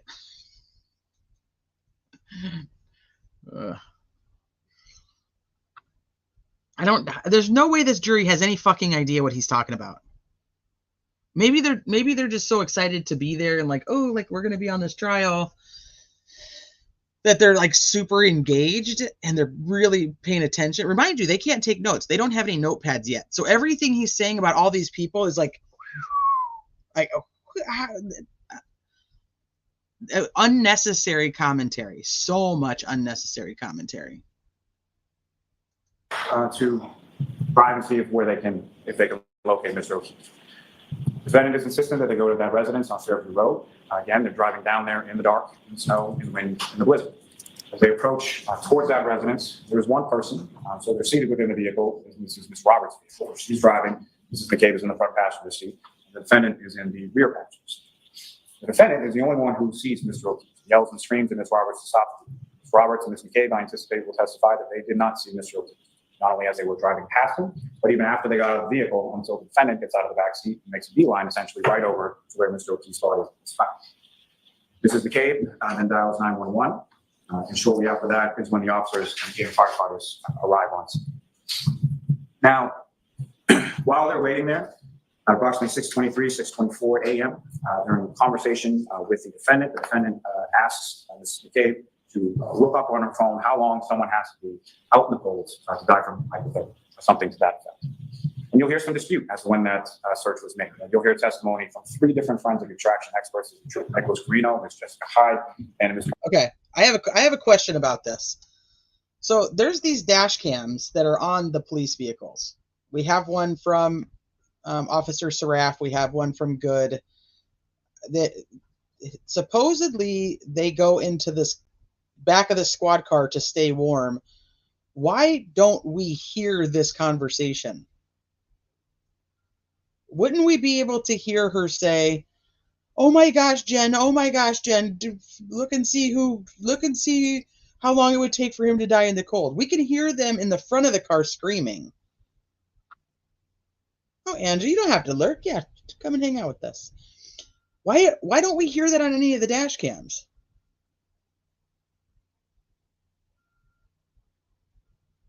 This should be a really easy thing to prove, in my opinion.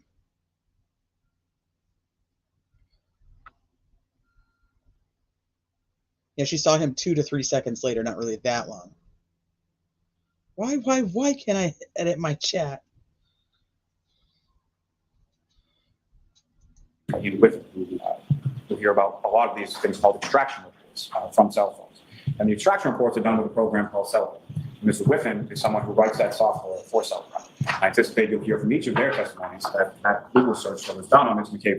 Yeah, you can hear them when they're playing the dash cam videos. You can hear them like screaming out front. And so during the testimony of, I want to say it's Saraf, like right off the bat, he's like, okay, and the person that like is running around like screaming, and it's all very muffled. It's like hit him, you know, like you can hear it, but you can't like overly hear it. You know what I mean? Like it's not plain as day, but it does. It picks up sound.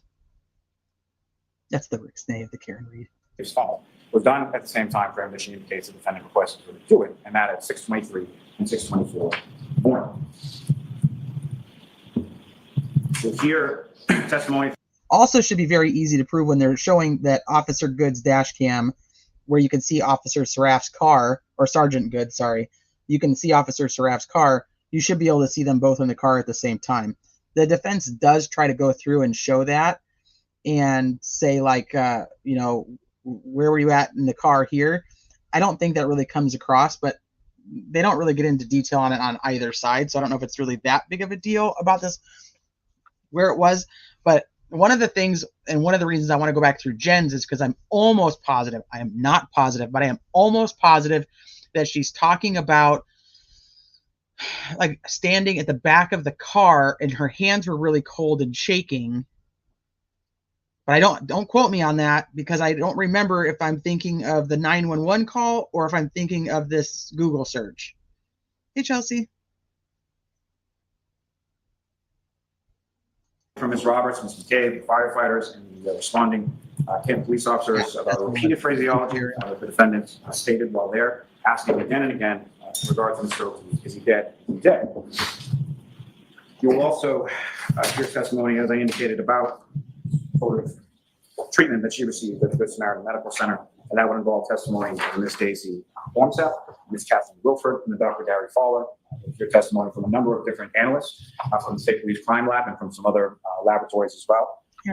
Included within that will be Mr. Nicholas Roberts, Ms. Maureen Hartnett, Mr. Andre Porto, Ms. Ashley Valier, and Ms. Christina Hannon, those all being from the State Police. You will hear testimony. You just threw in another 6 names that weren't necessary. To an incident which occurred earlier in January, right around New Year's. Mr. O'Keefe, defendant, and the children have been invited with a much larger group, approximately 70 people or so, to spend New Year's in Aruba. This is a trip that was organized by a friend of Mr. O'Keefe's named Laura Sullivan. You'll hear testimony from her, as well as from her sister, Ms. Marietta Sullivan, as well as you'll hear testimony from the 2 children in relation to this. And essentially, day 2 or so of this trip, Marietta Sullivan, the sister of Laura, is walking through the lobby and she runs into Mr. O'Keefe. This is someone she refers to as godfather because John O'Keefe is also the godfather of Laura Sullivan's son. Runs into him in the lobby, gives him a hug, and sort of points him in the direction of where she believes he's going into his room. The defendant is in the area. The defendant starts yelling and screaming and swearing at Ms. Sullivan. Ms. Sullivan responds in kind. Essentially, for the most part, yelling and screaming and swearing. All she literally did was tell her to go fuck herself. It's really not that. I mean, it's not like a super long time. She's not like up in her face and yelling at her. She's just like, go fuck yourself. No, they did not. Like, so he's bringing this like, ooh, Aruba. And yeah, that just it kind of was a dud. I was like, this is dumb. Very little of Mr. O'Keefe throughout the remainder of their trip to Aruba. And we also hear testimony from the children that shortly after this, or immediately after this, there is an approximately 20-minute screaming match going on between Mr. O'Keefe and the defendant within their hotel room. Okay, and obviously we didn't get to see what the children said, but from every report that I did try to find on pro-defense, pro-Commonwealth side, nobody ever said they testified to that. Almost the opposite, that John's nephew actually said that the Aruba fight was nothing crazy. So that doesn't age well either. But I am curious why nobody, you guys, if you saw it, please point me in the right direction. Did anybody comment on how Karen reacted or the look on her face or how it was when the kids were on the stand? Did they look at each other? Did she get Could you visibly tell if she was upset?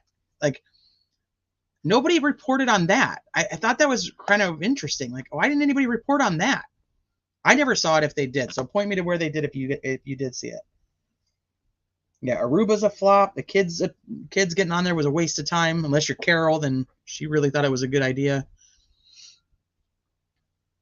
Yeah, that's where I'm at. Like, these guys are this jury's like probably raising their hand like, Judge Bev, can we please have our notepads? We'd have no idea what's going on.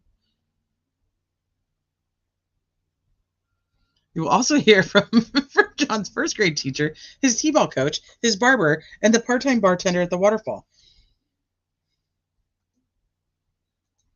In front of the children. Now, you'll also hear testimony from the defendant's phone in regard to, and from another individual's phone in regard to that Aruba. In regard to text messages of an amorous nature that she had with Mr. Brian Higgins. Hold on. Who was at the water. There is approximately 20-minute screaming match going on between Mr. O'Keefe and the defendant within their hotel room in front of the children. Now, you'll also hear testimony from the defendant's phone in regard to, and from another individual's phone in regard to that Aruba. In regard to text messages of an amorous nature that she had with Mr. Brian Higgins, who was at the waterfall. That was so redundant. Residence on 34th Fairview, because he was friends with his homeowner, Brian Albert, but he was also friends with Mr. O'Keefe and had also met the defendant. And throughout the course of those amorous text messages, there is references that the defendant makes to that incident in Aruba, as she purported to be Mr. O'Keefe cheating on her. She insists that he was making out with Mary Sullivan in that lobby as opposed to her giving him a hug. And makes repeated reference to that within the contents of those text messages as well.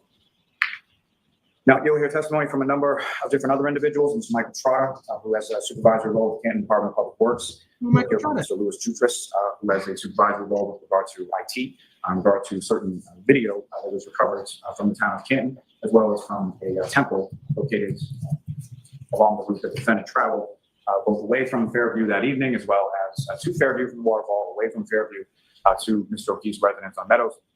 And then later in the morning at 5. If you recall, Ms. McCabe, I anticipate, will testify that she receives the call from the defendant about 4:53 in the morning. The defendant then drives around Canton for some perceptible half-hour or so period of time prior to even getting to Ms. McCabe's house.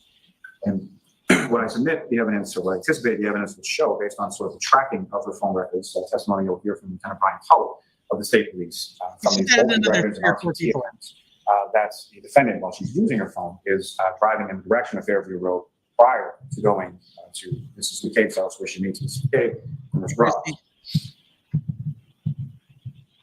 Now, again, you'll hear testimony from a number of different troopers who were involved in the investigation. With regard to this case, you'll hear from Chief Michael Proctor and Sergeant Yuri Mechanic of the State Police. You'll hear from Lieutenant Brian Tulloch. You'll hear some testimony from Trooper Joseph Hall, who's in a specialized unit within the State Police called PAWS for short, but essentially a collision analysis and reconstruction section within the Massachusetts State. Okay, hold on. I'll rewind that just a minute because I was reading C-Dub's comment, so I missed what he even said. I know nada about this case and started on day 10 or so. It's very interesting to later go back and hear opening statements like we are tonight. Well, I'm curious because I know, C-Dub, that you're deep in this case now. So you didn't know anything about the case at all going into trial? Like you didn't, or had, like you heard of it? Did you know about, like, they were going with third-party defense or trying to anyway? Like, what happened on day 10 that you're just like, yeah, I'm in? Poor Michael Trotta turned around and spoke at the Canton Select Board after he testified. Did he really? Oh, I didn't see him speak there. I'll have to go watch that one. I did see, I wonder if it's the same one because I only saw parts of it. I think it was like yesterday or the day before. It was really recent where they're in there and that one lady is like going off on Chris Albert as he's just like, she's like, I don't even, you know, I just with the disdain that I have or whatever. I was like, oh shit, we should watch that sometime too. Karen was left with kids on New Year's Eve on a vacay with his friend group. Hell, I would have been swearing like a sailor because what the fuck? And by the way, criminality, this is why Jen McCabe said nasty comment, twist the knife. Oh yeah, for sure. I would have been pissed. Dude, if I was on the jury, I would be wondering how long I've had to hold my breath to be able to pass out to get out of the rest of this. Be like, Lolly, what if anything do you have to actually say pertaining to this case?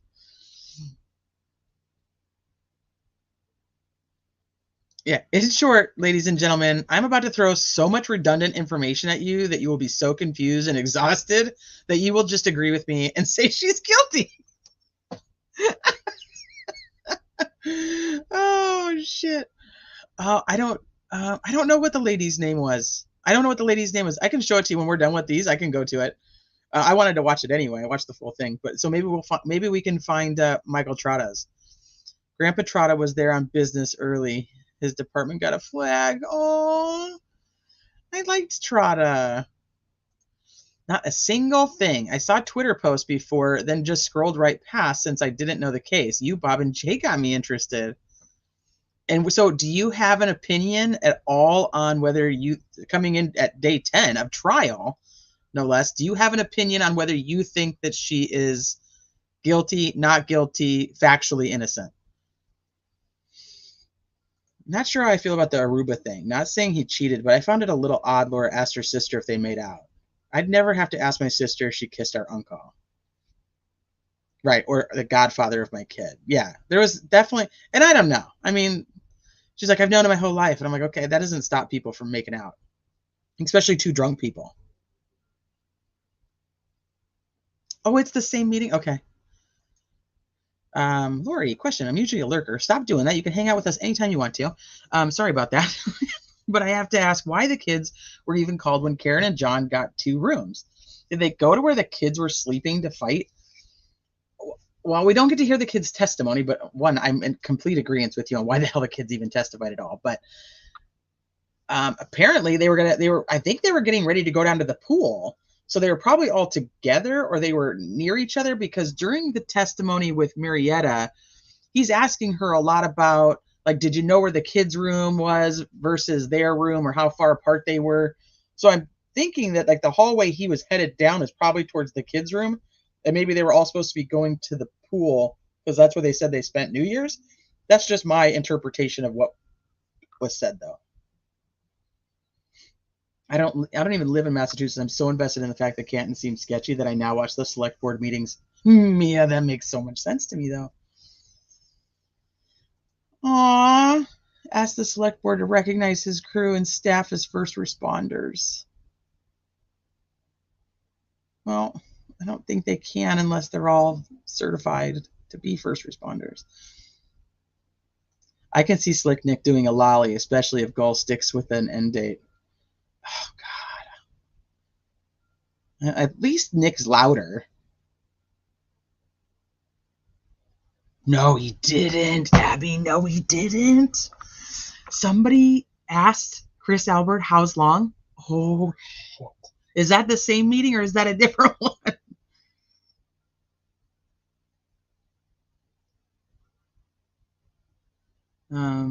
Started late because there was a day off in Daybell and started watching this and couldn't stop. It's like Real Housewives of LA Law.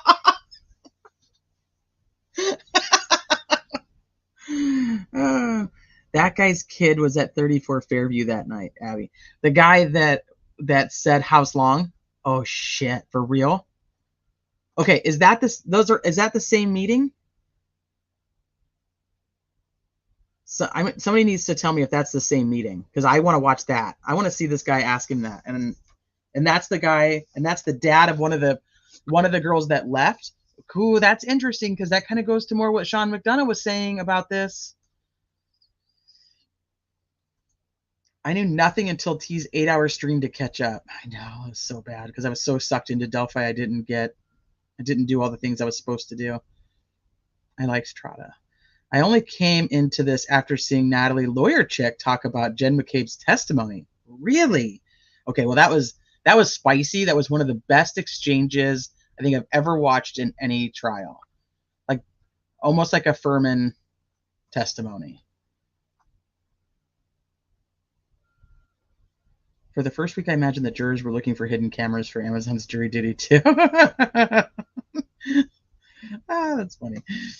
As now, I'm heavily weighted on they have nothing to prove she is guilty of any of the charges. Like everyone, I'm waiting to see what the experts in the ME says. Yeah, that's kind of where I'm at. Lynn, was it a joint room? No, it was almost on opposite sides because they decided they wanted 2 rooms. So the kids were kind of on the opposite side of this not Giant, but this hotel that they had rented these rooms from.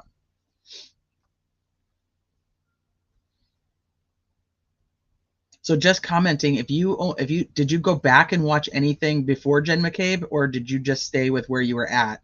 And either way, I'll ask you the same question I asked C-Dub. Coming in, not knowing anything about it, what, if any, thoughts do you have on whether, God, I can't even do it with a straight face, whether Karen Reed is guilty, not guilty, or factually innocent?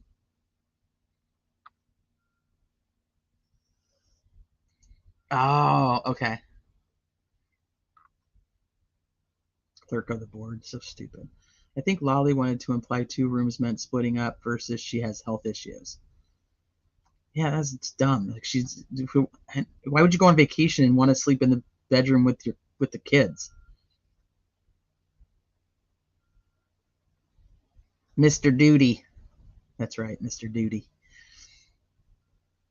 I absolutely loved you going off the other day about the kids testifying. They should have never been put in that position. I felt kind of bad after, but she pushed me. That lady just really pushed me. And I don't typically talk or treat people like that, but I was just like, it's terrible. I'm gonna have to do it again for Koberger. That's fine. I can do Koberger, I think. I don't know if I can do an 8-hour one. Yeah, Catherine Duty.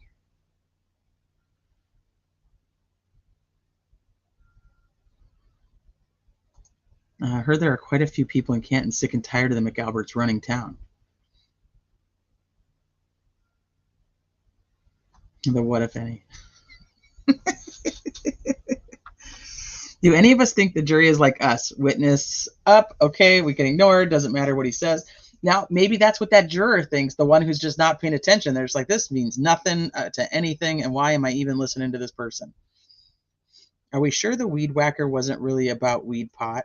I have no idea. But she like tried to give herself the nickname, and then like he made fun of her for trying to call herself the weed whacker.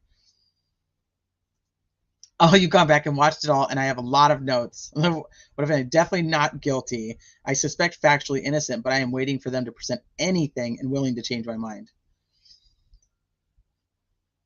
You were spicy, and it was warranted. You were warranted. Don't feel too bad. I can vouch. I've never heard T upset like that. Yeah, I don't know. It just like it reminded me of like all the bad things that people put the kids through. And I don't know. I just went off on that lady. Catherine Duty, mother of Kate, who apparently moved to California. Ooh, hey, Callie. The police audit committee meetings are interesting. I don't think I've ever seen one of those. I've only seen the select meetings, the select board meetings. At this point, I find Karen innocent because there's too much lying and messed up forensics, cops erasing data, and the 222 butt dials. Now, how many? Like, you think the jurors are going to sit there and think, oh, yeah, it totally makes sense that they're just butt dialing each other back and forth. And then, oh, yeah, Jen McCabe, right around the same time, she's just butt dialing people, too. Everybody's butt dialing people. I mean, like, I could see it if it was like, hey, Brian Albert calls Brian Higgins at 2:22, and he's like, shit, that was a butt dial because the phone's in my bed, and I was doing stuff with my wife, and, shit happens. I could see that and letting it go, but like what if any amount of times have you had that many butt dials?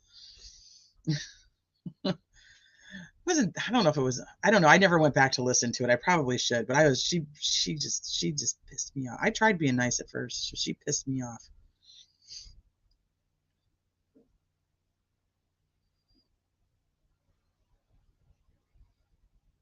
Lolly did not ask him about the SIM card at all. Nope. Last name Kent, along with Fabiano and Alba. We haven't heard more about them. I'm wondering if we will hear more about them. But we were looking and we didn't see any of them on the witness list. But it was interesting because if you guys don't watch Sean McDonough, one of the things that he said is that he has the source of that these other girls that were there left because Colin Albert was there, and Colin Albert has a reputation when he's been drinking, and they didn't want to be around it. And that's why they actually left before midnight, before it was even Brian Jr.'s actual birthday. I don't know any truth to that. I'm just saying it kind of leads some credence to that if that's what Duty's saying.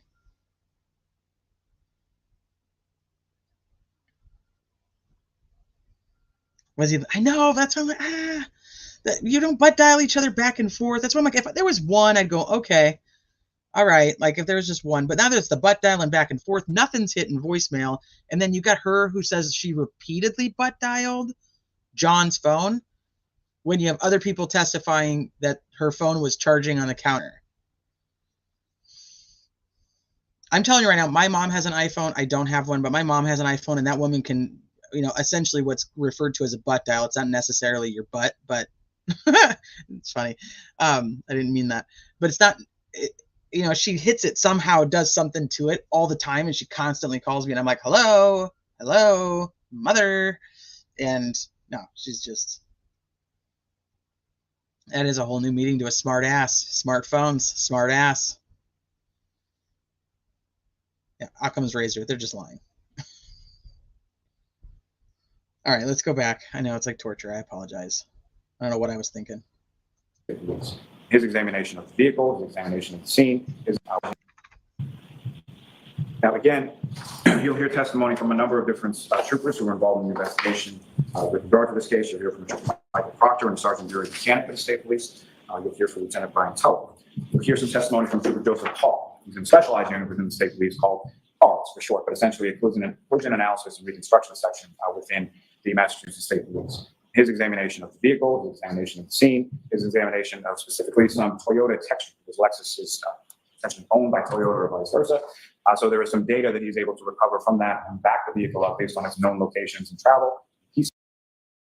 Hold on a second. Troy, are you talking to me? There's issues of corruptness nationwide. Don't act ignorant. I hope you're not talking to me. Well, I hope you're not talking to anybody in chat like that, actually. And in no way, shape, or form do I not believe that there is absolutely corruption. Because I do. My point was about the phones is that I would believe it or it's more likely to be believed if there was one butt dial in the entire case. The fact that there's 15 butt dials in one case, I struggle with. Okay. But I hope that nobody, I don't think anybody in here is actually ignoring the fact that there's a very good chance that there is some type of corruption, if not in this case, in other cases that we cover, because right now we're looking at 3 cases that we're like, holy shit, is there corruption? Are these people fucking idiots? Is it just incompetence? What the hell's wrong with these people? Cycles essentially anticipate he'll opine that around 12:45 in the morning when the vehicle was in front of the residence on Fairview. For some perceptible period of time, that vehicle traveled over 60 feet in reverse at over approximately 24.2 miles per hour. Now, you'll hear testimony, as I said, from around 12:45 in the morning when the vehicle was. His examination of the vehicle, his examination of the scene, his examination of specifically some Toyota texture, because Lexus is essentially owned by Toyota or vice versa. So there is some data that he's able to recover from that and back the vehicle up based on its known locations and travel. He cycles, essentially anticipate he'll opine that around 12:45 in the morning when the vehicle was in front of the residence on Fairview, that for some perceptible period of time, that vehicle travels over 60 feet in reverse at over approximately 24.2 miles per hour. Okay. So he expects the reconstructionist to opine that based on the location of the vehicle from one place to the other, that Karen would have backed up 60 feet going 24 miles an hour.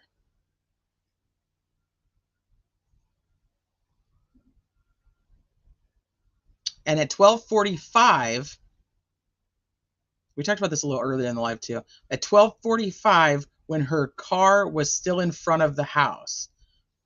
But there's documents that say she was leaving him a voicemail at 12:41 in the morning where you can hear her shoes on the garage floor and you can hear the garage door. TB did a reenactment of the reverse at 24 miles per hour. He couldn't do it on a dry Fairview road. I hate whenever anyone opines. I know, I think Sleuthy left. She was like, I'm so tired of the fucking opines. I'm out of here. But he still never put her past the hydrant or the pole. Well, the only witnesses that put her that far up are the McCabe's.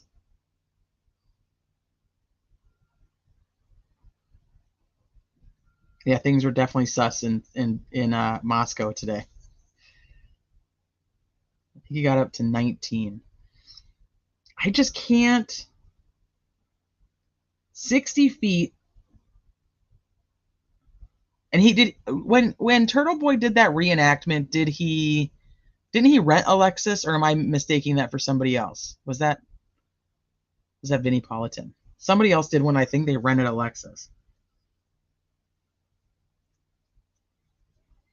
Well, that'll be interesting to see what this reenactment person actually has. Knowing how he's, even though this is completely redundant and just so boring, honestly,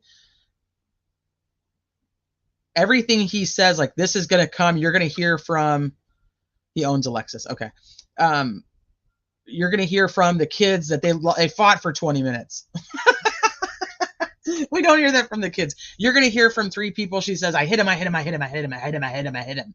Nope, we don't actually hear that. Well, we hear it, but it's proven to be inaccurate information. He says that you're going to hear, how John was found on the grass. Well, only one person, Carrie Roberts, testifies to that. Everybody else testifies to that it's snow. He shows them the picture of the snow, and they're like, that's where John was found. Troy. I love your channel. The feds will take down all of Massachusetts when this trial ends, and I am here for it. I am here for it. I believe that might be why so many witnesses to draw case out longer, because they know what is coming. We kind of touched on that a little bit ago too, on are they putting all these people on the stand, or wanting to actually get these people under oath in order to further their investigation into this corruption? I wonder that. Ooh, this is tough, Lynn. That's a tough question. What do you guys think? If she didn't do it, she should testify. I struggle with this, because it almost seems like all the people who end up testifying on their own behalf sound or seem guiltier. I'd have to go back and actually look at how many people have testified on their own behalf and actually been found not guilty. It doesn't seem to ever work out in their favor. I don't know.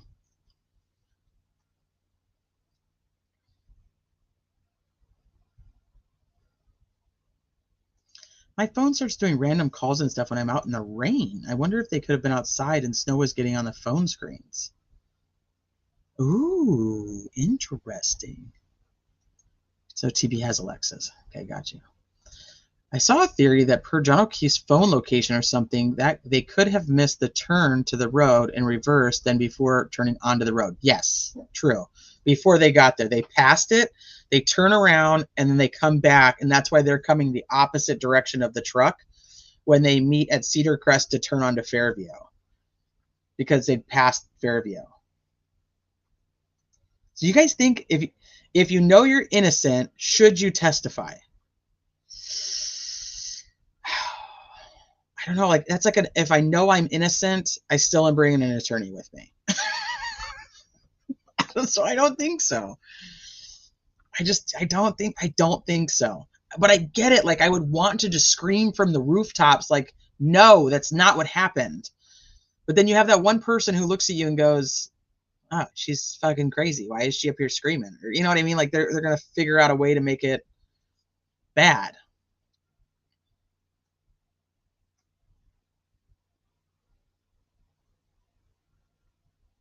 It would be a huge waste of money. I think they'll get him anyway. She doesn't need to testify. No, never testify. It opens up everything about you, and nothing you say will help. The only person I actually think did a good job testifying on their own behalf was Johnny Depp.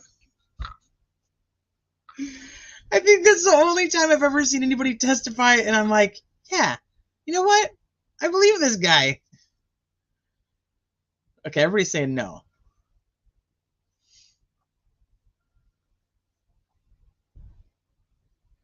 Let's take the Scotty Scheffler case, a perfect example of why not to talk to the police. Kind of lends itself to not taking the stand. Yeah.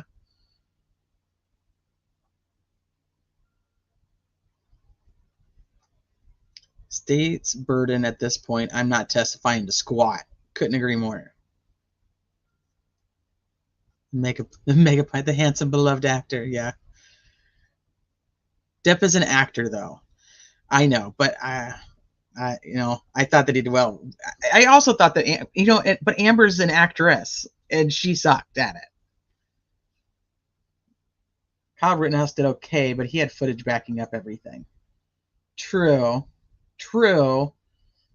But Kyle Rittenhouse walked away, in my opinion, with still a very huge target on his back.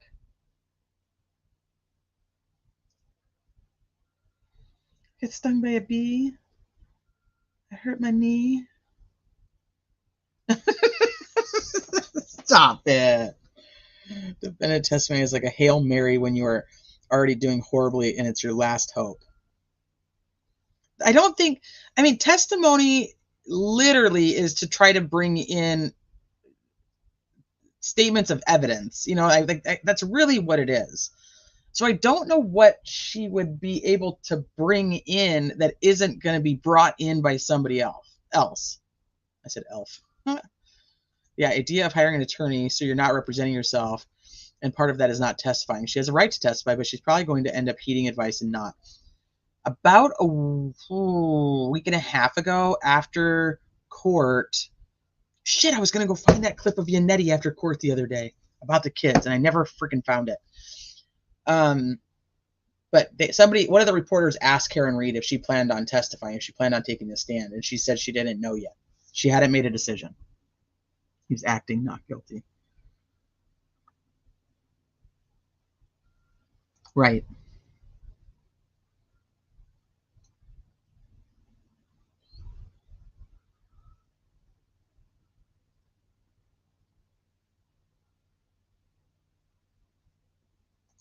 Most defendants that testify on their own behalf do so because they think they can gaslight the jury like Murdoch. The leaf blower took the stand. He did. He took the stand.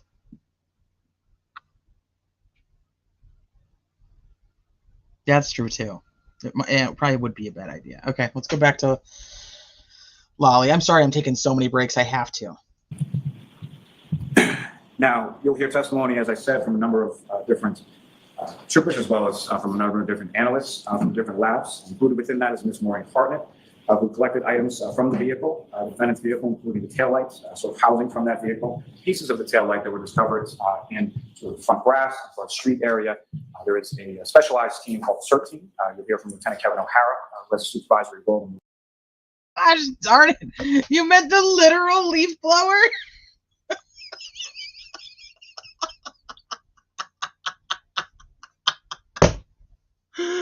Oh shit, that would be fucking funny. But I would not put it past him to actual I wouldn't put it past him to actually put on the manufacturer of the leaf blower so that they could tell us the speeds and how it was made and when it was made. Oh shit, I didn't even pick up on what you were putting down there. I got you now. Now I have no idea what this fucking guy said. And she sees the leaf blower on the stand. It's like, Sergeant Good came home and he got me. And then I went back to the scene. We arrived at the scene.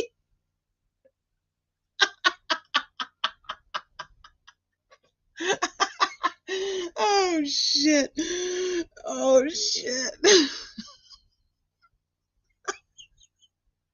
be like, what? Ask him the leaf blower, what if any snow did you blow?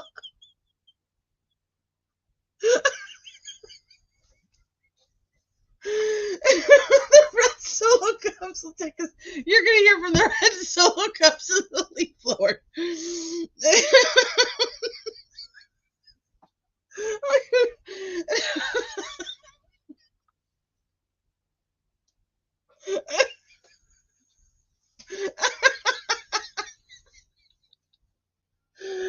Oh shit. How much if any snow did you blow? Were those red plastic pieces from the blower? Yeah, that's a great question too. Oh, Lady Cleaner, you got me, man. You got me. Woo. Just going. She's like, I need to go to bed. As a solo cup, what if any evidence can you hold? I think I told you guys the joke. The joke about the lady. The lady said she went to unload her groceries from her shopping bag, and she was worried she was going to be charged with tampering with evidence.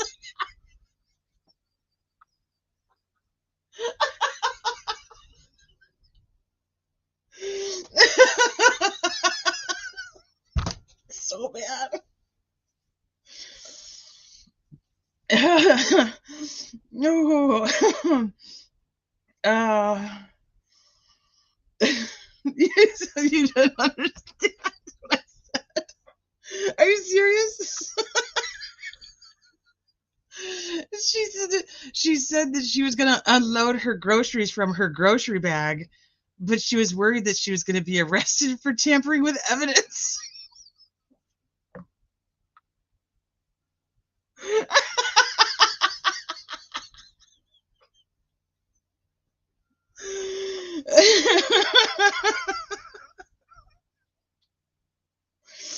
Oh shit. There was none of you that said that, huh? Oh gosh.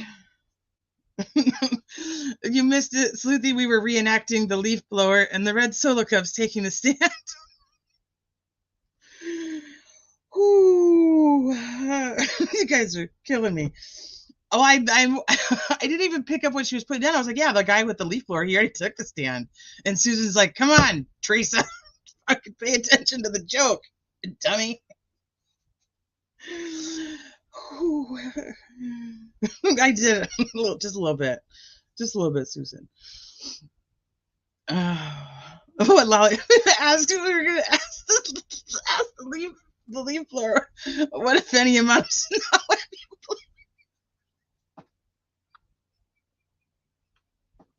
I think it's so funny because I think every single person who's watching this trial could actually see Lolly doing it.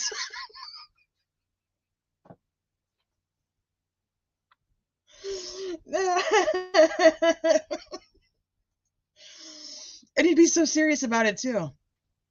Oh. No, I have not. Oh gosh, send it to me, Sleuthy. No, I know you didn't. I'm just giving you a hard time now.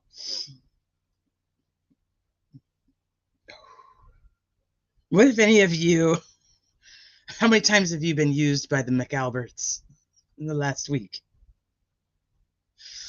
All right, I gotta go. I'm gonna have to rewind because And then later on that day of the 29th, including the taillights, so housing from that vehicle, pieces of the taillight that were discovered in sort of the front grass, front street area. There is a specialized team called CERT team. You'll hear from Lieutenant Kevin O'Hara, who has a supervisory. Troy, was the leaf blower at the basketball game? Was the leaf blower playing basketball? Was it JV or was it varsity? Do you remember who won? Do you remember what time the game was, leaf blower? It's so dumb, but I can totally picture it. He asked the leaf blower, went to elementary school, and what it had to drink 3 years ago on New Year's Eve.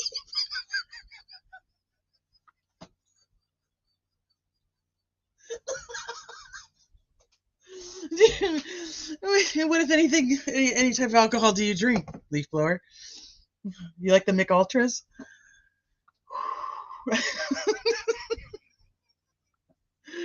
All right, I'll read them. I'll read them now because I'm just totally thrown off of even. I didn't realize this was going to be such a struggle to get through his fucking opening statement. Oh, did a tall man with dark hair use you?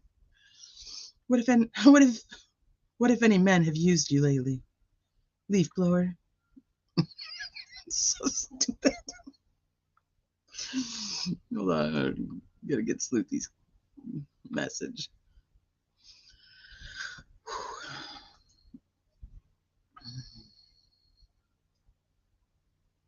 Okay, make sure I click all comments.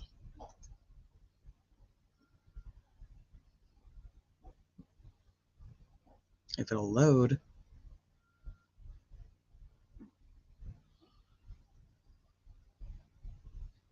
Okay. Probably have too much shit open on my computer again. Or it's just going slow because of Lolly's opening statement. Okay, nobody be messaging me right now. How close were you with Colin Albert? Were you close enough to take a photo in the hot tub? How's many butt tiles does the leaf blower make? And Jen McCabe's like, how long will the battery last in the snow? I think that's a better question for solo cups.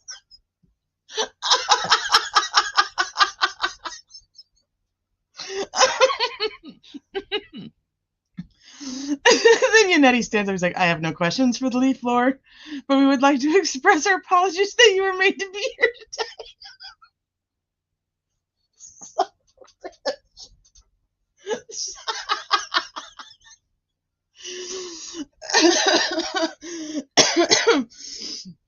Okay, so traffic alert. May 28th. May 28th, Wednesday, May 29th. Randolph, coming from Randolph, will be detoured down to Farm Street from 9 a.m. to 3 p.m. Okay. Let's go to all comments. Do I have to?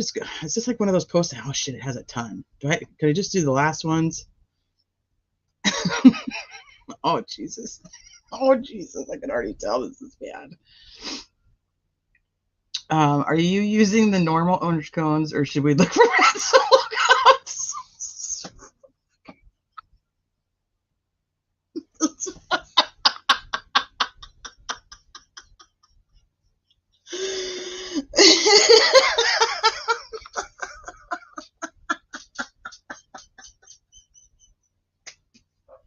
I'm not gonna make it through this post. This is a post. This is just a Facebook post on the Canton Police Department. This is so bad. Oh my gosh, can Christine make a graphic of the leaf blower on the stand? I think we can make it happen. Justice for the leaf blower shirt. Oh shit, I'm not gonna make it through this comment section. Do I have to, like, I literally have to do all of them? Let me see. Okay, hold on. I was not prepared. Yes, Leslie, I agree with you. I was not either. How's long until the detour is lifted? I'll call this comment section bang bang.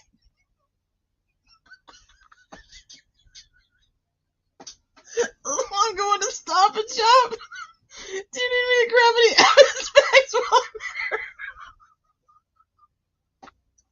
This is so bad.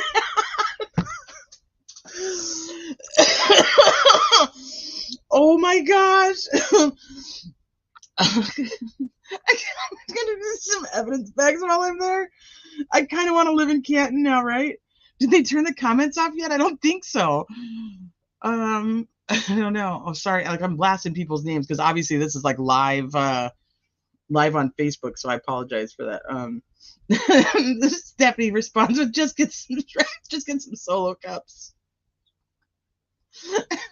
She says, surely you mean evidence cups. Stop at the Home Depot, see if there's any leaf blowers on sale.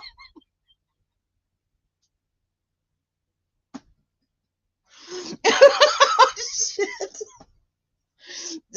These are like my people right here. These are my people that are in this comment section right now. Who, if anyone, drove the trucks to place the cones? Did they wake up this morning as they normally do? Do you use concrete from remodeled basement floors to fill potholes? Asking for a friend? Oh shit. More importantly, is there snow on the ground? And will an apron need to be shoveled? This is so bad.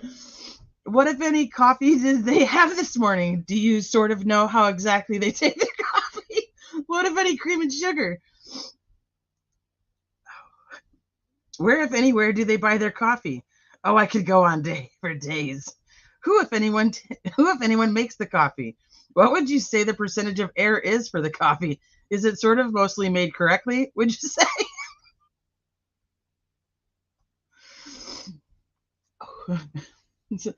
I'm applying to channels 5 and 7 as a meteorologist, and when it says experience, I'm gonna put the Karen Reed trial.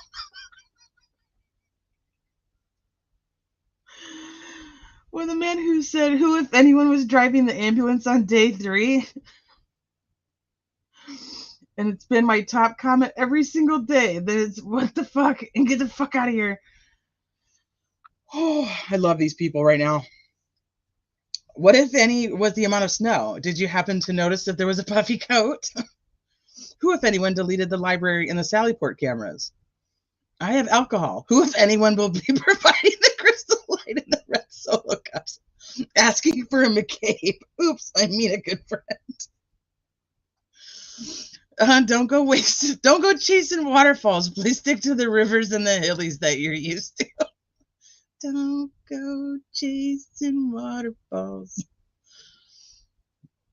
How much longer will the detour add to my route? This can someone please let Colin know because he doesn't have any social media. Somebody let Colin know. I'm crying. Somebody needs to let Colin know because he doesn't have any socials. Like there's no way for him to find out. How's he gonna know to not go that way? Oh gosh. Bang bang. I think it's awesome to see someone from my neck of the woods here. You win the entire internet. Okay, this is one of my favorites so far. Sharonda says, I'll let him have this one. Do you know if they fill potholes? Oh, shit. Do you know if they'll fill the potholes or just cover them up?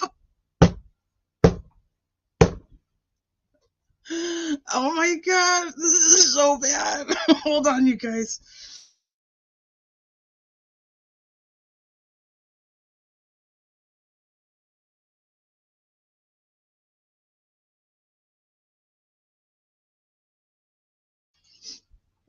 It says, how long will this be in effect?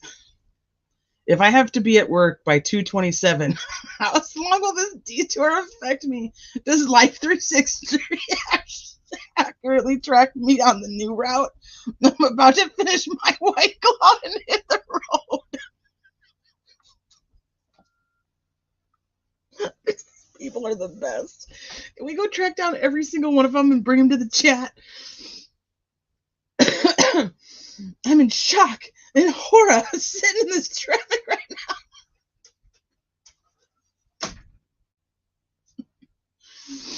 now. Until Bukkake troopers. Oh shit.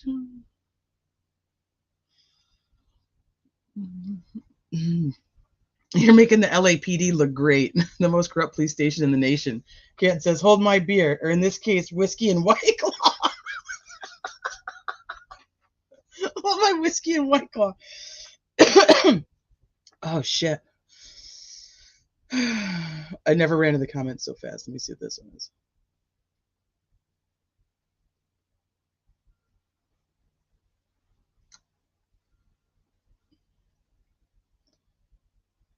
Is that a 6-foot blob I see under the detour sign? Oh. How long will I be stuck in traffic? I think a lot of people did that one. Serious question. Do the McCabe's and Alberts have to obey this detour, or can they do whatever they want? I don't know. I literally want all these people to come over here to this chat and we could just fucking just roast it. Don't forget the red solo cups for evidence. Not sure if the McCabe's are able to see that in their field of vision. We want to send a notice directly to their home. Then Jen can refer back to it when she can't recall where the detour is. Oh my God. Oh, I'll allow that one.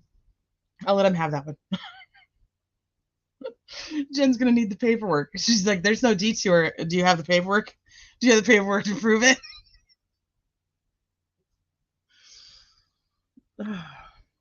This is a couple days old. How did I miss this?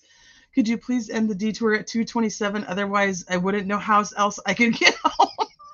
What, if any, other options do I have?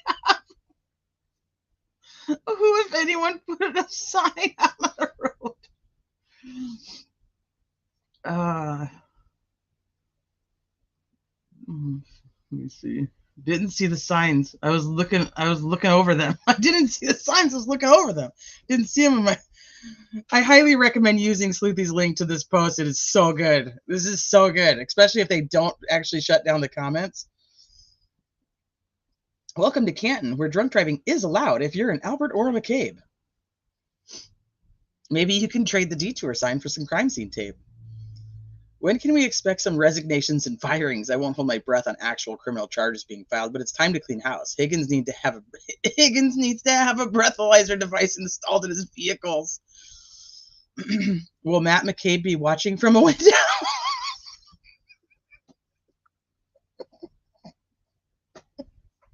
It could be the front door.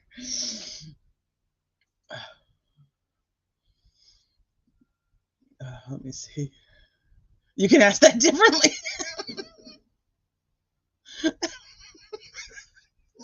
This is gonna be good. Why do I read the funny comments at the worst times? I gotta start reading the stuff in line. I'll see you at the sidebar. I'll let him have it. No, you can answer that, honey. Well, can you? And reporting back to the group. Yeah. So is he gonna be looking through the windows and reporting back to the group? Better make those roads safe. Lots of drunk driving recklessly out there on your payroll. Are you routing traffic around McAlbert's homes so they and their kids can drink safely? Oh, shit. Oh. Corrupt law enforcement has been a huge issue. I nearly tripped and fell out of the comment. Oh, my God, I don't know what. Now I'm like, stop being serious, people. This is not a serious post. Stop commenting with your seriousness. You guys asked for this when you want to put an innocent person in jail for life. No one will ever forget nor forgive all corrupt people. This is days old. How did I not know this?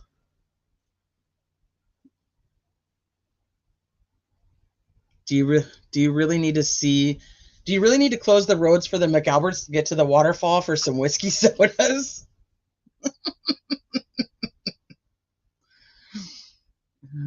Is Trooper Proctor on traffic duty?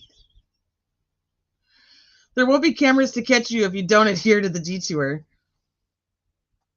Not from the area, but planning to visit. If I were looking to get something framed, where should I go? Do you guys have like a Hobby Lobby or a Sally Port?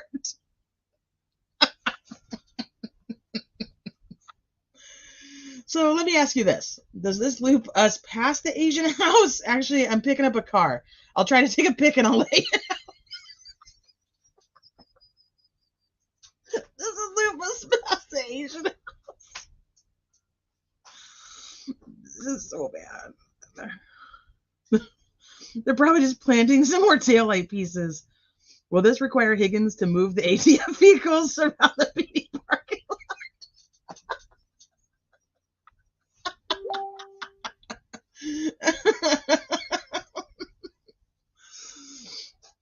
Oh, shit. I don't remember. Can you show me where it says that? Imagine everyone just ignores it, and when asked about why you passed it, respond, I don't recall. Then be like, I can see it. Go back to where you was. Wait. I already don't recall. Let me see it again. Okay, ask me again. Oh, okay. Now I know I absolutely do not. Then drag on about absolutely not seeing a sign saying detour. May want to take the detour. Higgins is on plow duty, under the influences, has to get to the base to toss his cell phone soon. Better put a sign for the sign so no one trips and scrapes their knuckles.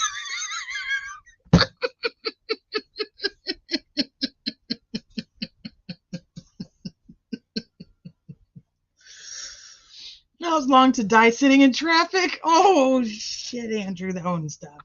Who, if anyone, is driving the vehicles? How do we get to stop and save? to shop and save to get evidence bags and solo cups. Higgins drove to a military base and threw away the sign the day before the detour started.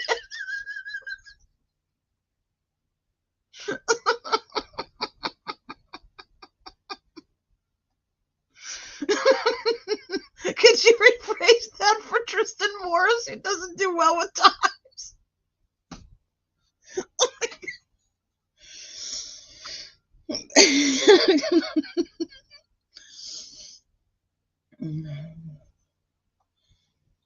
The whole world is wondering how many, or if any, in the CPD and MSP in the Canton area are not corrupt. How many, or if any, in the CPD, MSP in the Canton area actually know how to investigate crimes and interview witnesses?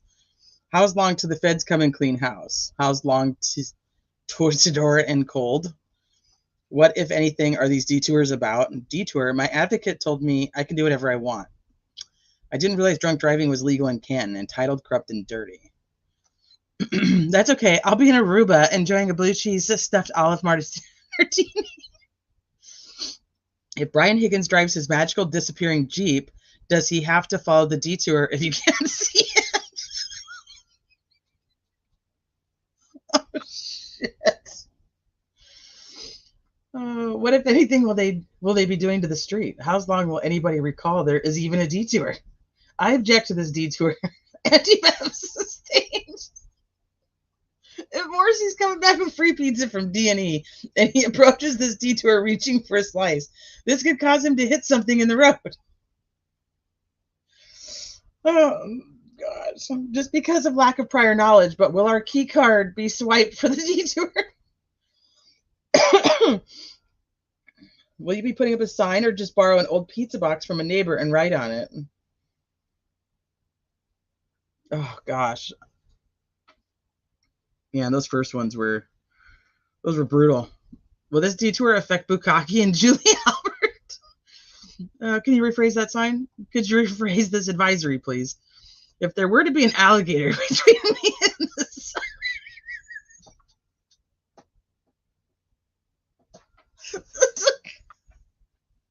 If there were to be an alligator between me and the sign, would I be able to see it?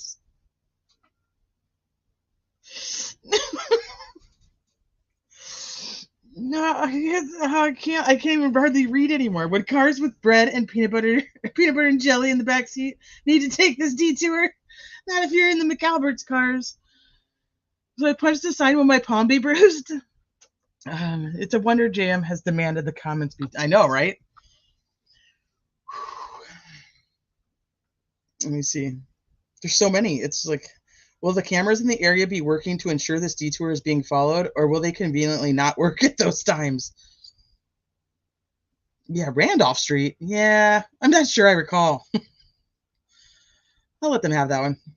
I didn't see the sign. I was focusing on the road. Why would I notice anything like a sign or a body? Object, sustained. If I was going on a detour, it would be this detour, but I don't recall going on. Detour would be this detour, but I don't recall going on this detour.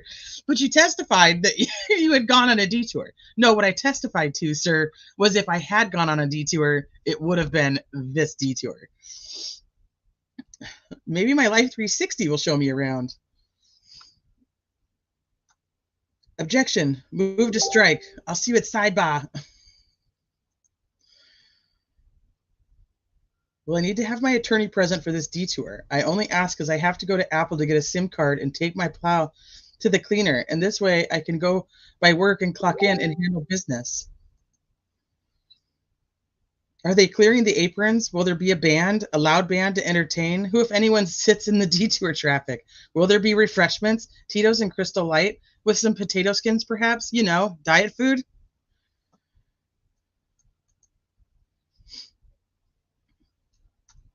There's no probable cause to use this detour.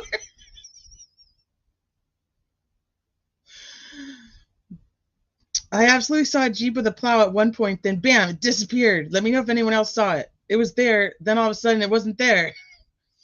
Who, if anyone, put out the detour signs?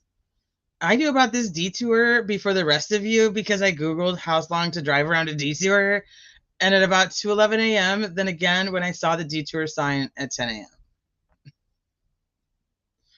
You have to speak up and get closer to the mic so the court reporter can hear the detour instructions. We don't want to have to turn off the fans.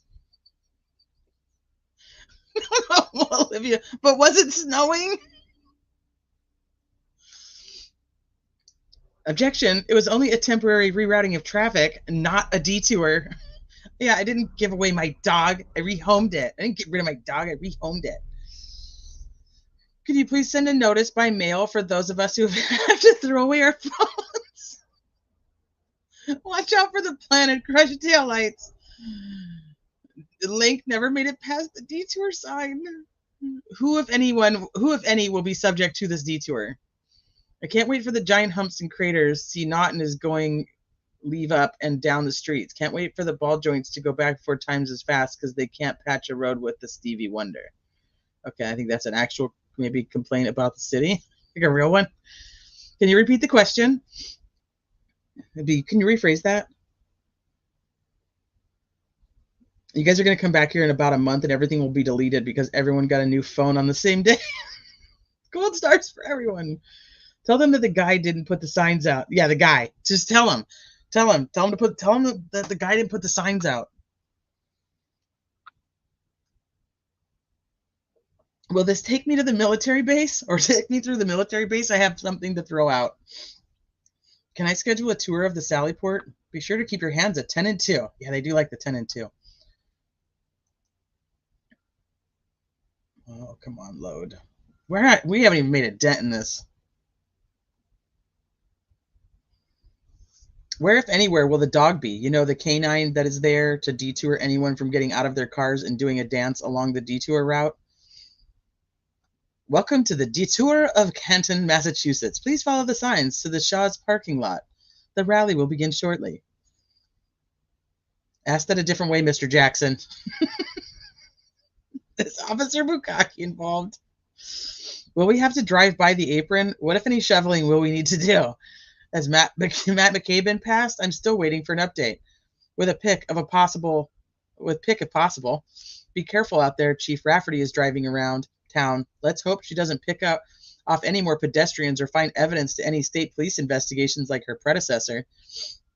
Y'all took a sincere safety caution and mocked it to Reed's trial. So glad people enjoyed making it a mockery. Not ooh.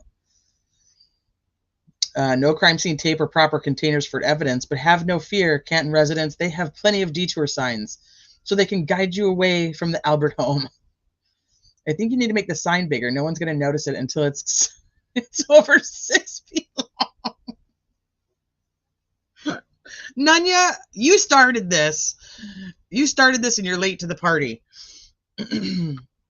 Why is everyone picking on us? It was snowing and that causes memory loss. Bang, bang. Don't roll up. I'm stuck in traffic behind a white Jeep with a plow on it. Don't anyone dare try and go around this detour. I hear Matty Eyeballs McCabe will be looking for your tire tracks from 40 feet away. What did I do? Oh, if anyone needs any framing done to their house, I hear Canton has some good guys for the job. I broke my leg running to the comments. Oh my gosh, I'm laughing so hard right now. Can I cut through the Sallyport or military base on the detour? What, if anything, was the weather like those days? Nobody believes anything you say. With all the great comments, I'll bump this to the top. I don't agree with your narrative. I don't agree with your narrative about the detour. Okay, what I really need to know is if it's snowing and what, if any, basketball game there might be. Maybe Proctor Trooper. Why do they call him Proctor Trooper? Trooper Proctor could do the detail work since he isn't allowed to do any investigating. Can we cut through the Sallyport? I avoid Canton altogether. Shameful and not worthy of my patronage, especially D&E Pizza. I hear the owner is a bully and refuses to resign from the select board. Objection, say it differently. I don't recall this road work. Oh, all right. Whoo.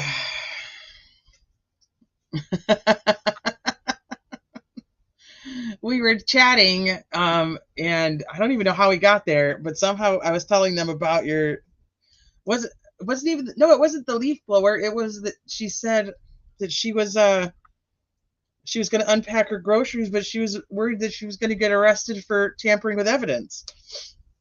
And then we all were cracking up, and then Sleuthy comes in and causes just a ruckus and gives us this whole entire post on Facebook that is like gold, especially the top ones. Those are just amazing. Those I could hardly even read.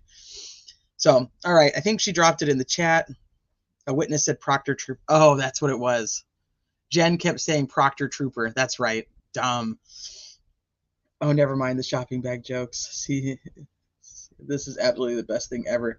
Oh, that was good. That was good.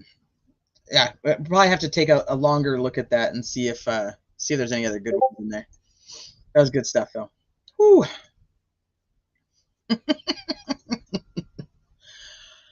Oh, shit. All right, let me go back to StreamYard. The Proctor Trooper. Well, that was way more entertaining than listening to this guy talk. And I don't even know where we are, and I'm hoping that it's really almost done. So let's try it and see if we can get any further. In relation to that. And then later on that day of the 29th, he, along with Lieutenant Tully and a number of different members from his search team, were searching for evidence within the mounds of snow in front of that house, as the blizzard is still ongoing at this point through sort of the afternoon hours.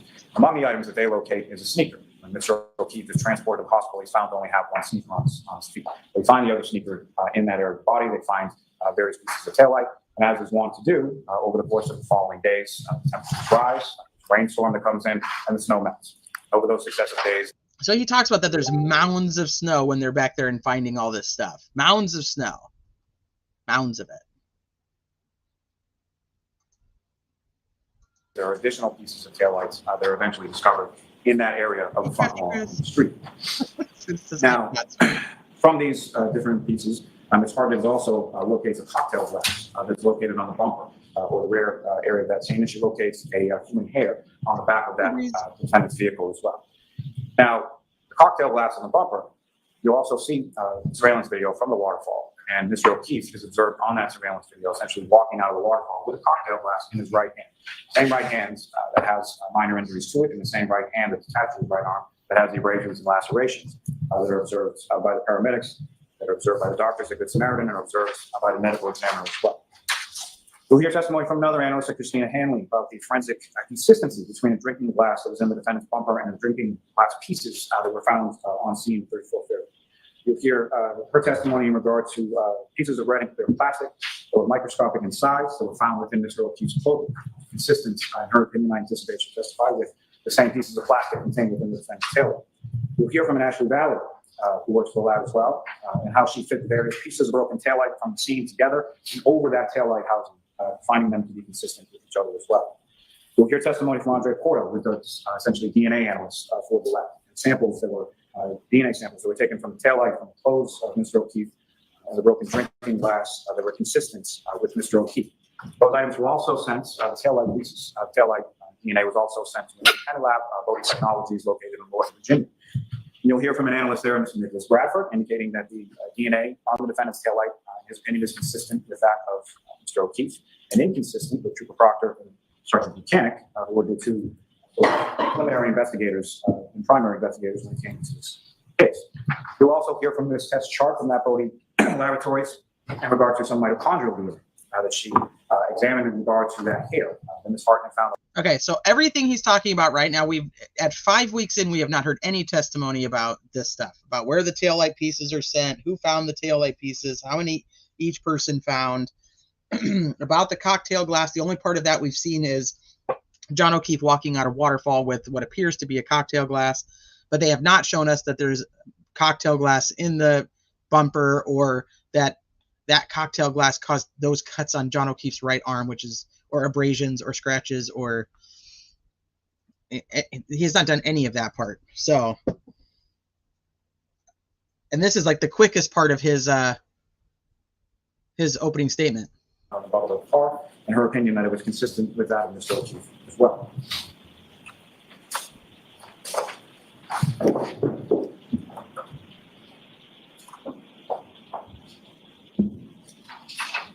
Lastly, you'll also hear from Dr. Irene Sportibello and Dr. Renee Stonebridge of the Hospital Chief Medical Examiner in regard to There is examinations of Stonebridge is a neuropathologist. She essentially examines brain findings. Dr. Rini Daybell is a forensic pathologist who does the sort of autopsy and medical examination of Mr. O'Keefe's body. You'll hear about the variety of sort of injuries that she observed over Mr. O'Keefe's body. In particular, you'll hear testimony in regards to lacerations to the right back of the scene. Your testimony in regards to an initial sort of skull fracture that occurs to the back of his head, and then sort of a radiating skull fracture that goes throughout his skull, which then leads to a subdural hemorrhage, or essentially bleeding on the brain and swelling of the brain, which then causes a condition called ecchymosis, which then sort of leads to the swelling of both of Mr. O'Keefe's eyes that is observed by the initial response. You will hear various testimony about sort of issues in regards to his pancreas, how that's indicative of hypothermia. Now, again, as I said, this is the first of 2 times that I have an opportunity to address you directly. And I thank you very much for your attention today, and I thank you for your participation and your close attention as we go through all of the witnesses and all the evidence in this case. That second time that I do get to address you, what I'll be asking you, based on the evidence, again, as the court has instructed you, you are the sole arbiters of the facts of this case. You are the ones who find what the facts, and I reiterate that, the facts, and what the evidence demonstrates this. What I submit to you at that time, that second time, is that the only true and just verdict based on that is that the defendant, Karen Reed, is guilty of murder in the second degree, striking the victim, Mr. O'Keefe, with a car, knocking him back onto the ground, striking his head on the ground, causing the bleeding in his brain, swelling, and then leaving him there for several hours in a blizzard, with temperatures in the teens, wind swirling around, snow piling up on his body until she comes with Mrs. McCabe and Mrs. Roberts just after 6 a.m. And that she is also guilty of vehicular manslaughter, operating under the influence of liquor, and that she is also guilty of leaving the scene after causing death. Thank you very much for your time. All right. Thank you, Mr. Lally. Mr. Petty? Thank you, Your Honor. May it please the court. Okay. All right, everybody. We did it. We did it. It's like an accomplishment. All right. I think we'll probably be able to go through Yannetti much faster. So essentially, the majority of what we have heard from his opening statement, from Lolly's opening statement, everything he says he's going to deliver that we've actually had those people on the stand has not turned out the way he said he was going to deliver it. So now we have this little last few minutes of his opening statement that he has to deliver on in order for me personally to buy that she did this. That's where I'm at with it. So let's see what Yannetti says and see what he's been able to prove in 5 weeks of not his case in chief.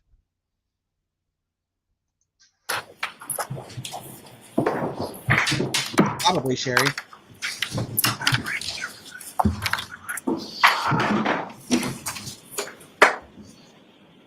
Karen Reed was framed. Her car never struck John O'Keefe. She did not cause his death. And that means that somebody else did. You will learn that it was no accident that John O'Keefe was found dead on the front lawn of 34 Fairview Road in Canton on January 29th of 2022. You will learn that at that address lived a well-known and well-connected law enforcement family in Canton, the Alberts.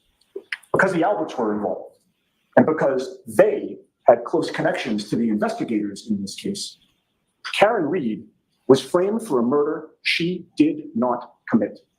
He's already proven, not, like I said, just through cross-examination, he's already proven that the Alberts are an influential family in Canton, without a doubt, and they are connected to a lot of people.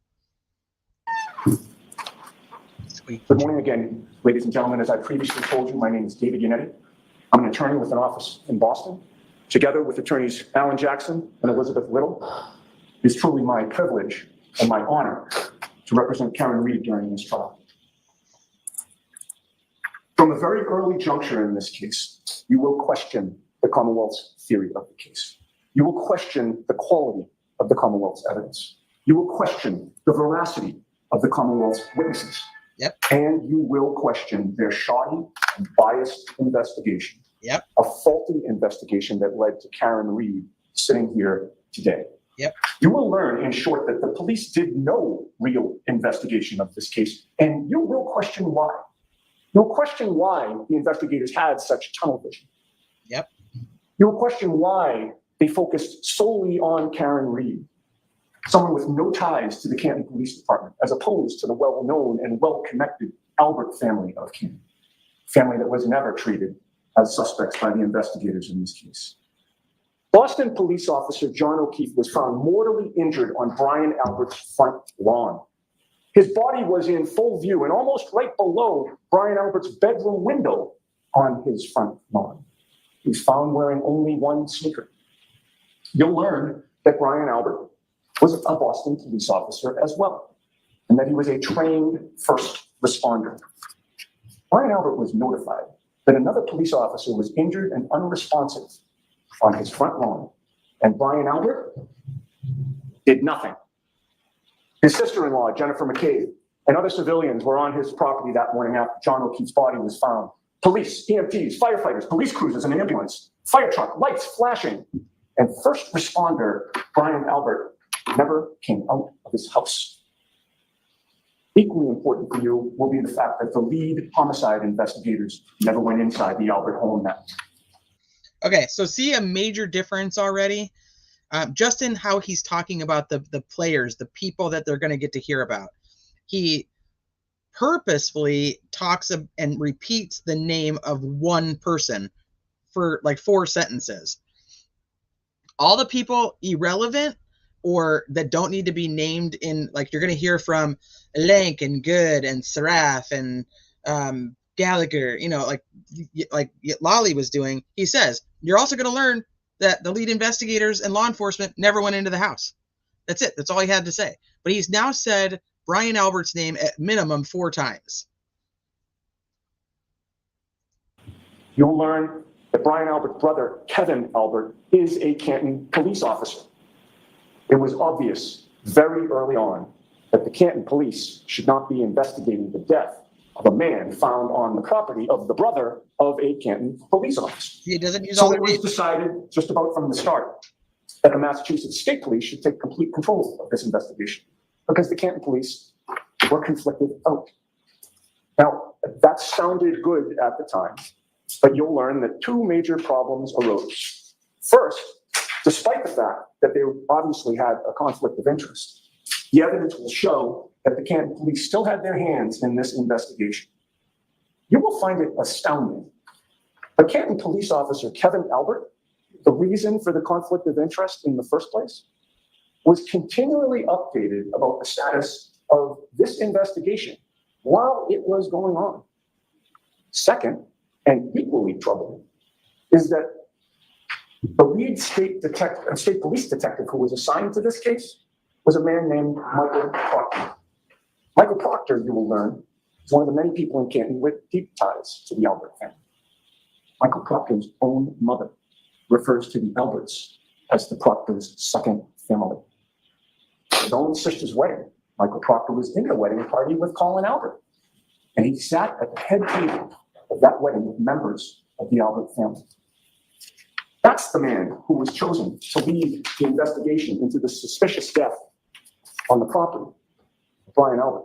That's the man who gave updates to Canton police officer Kevin Albert while the state police were supposed to be investigating what had occurred at his brother Brian Albert's house. Mm-hmm. You'll learn that right from the jump, Michael Proctor predetermined the outcome of this case. Never stepped foot inside the Albert home on January 29th, 2022. Never checked out whether there were any signs of struggle inside that home. He never called for crime scene technicians and other specialists to look for blood or other trace evidence within the home. He never asked Brian Albert for permission to go in the home and take a look around. Michael Proctor never applied for a search warrant to go in that home. Instead, he focused immediately and exclusively on Karen Reed, the outsider. You will learn that no one in the Proctor family has ever called the Reed family their second family. No one in the Proctor family had been in a wedding party with anyone from the Reed family. Karen Reed was a convenient outsider. She was most definitely not from Canton. So how did Michael Proctor feel about her? How did he treat somebody he was investigating at a point in time when he should have been keeping an open mind and focusing on obtaining all possible evidence so that he didn't miss anything? Well, you will learn that on the very day that John O'Keefe was found dead on Brian Albert's lawn, Michael Proctor was texting with his high school buddies about this supposedly secret investigation using his personal cell phone.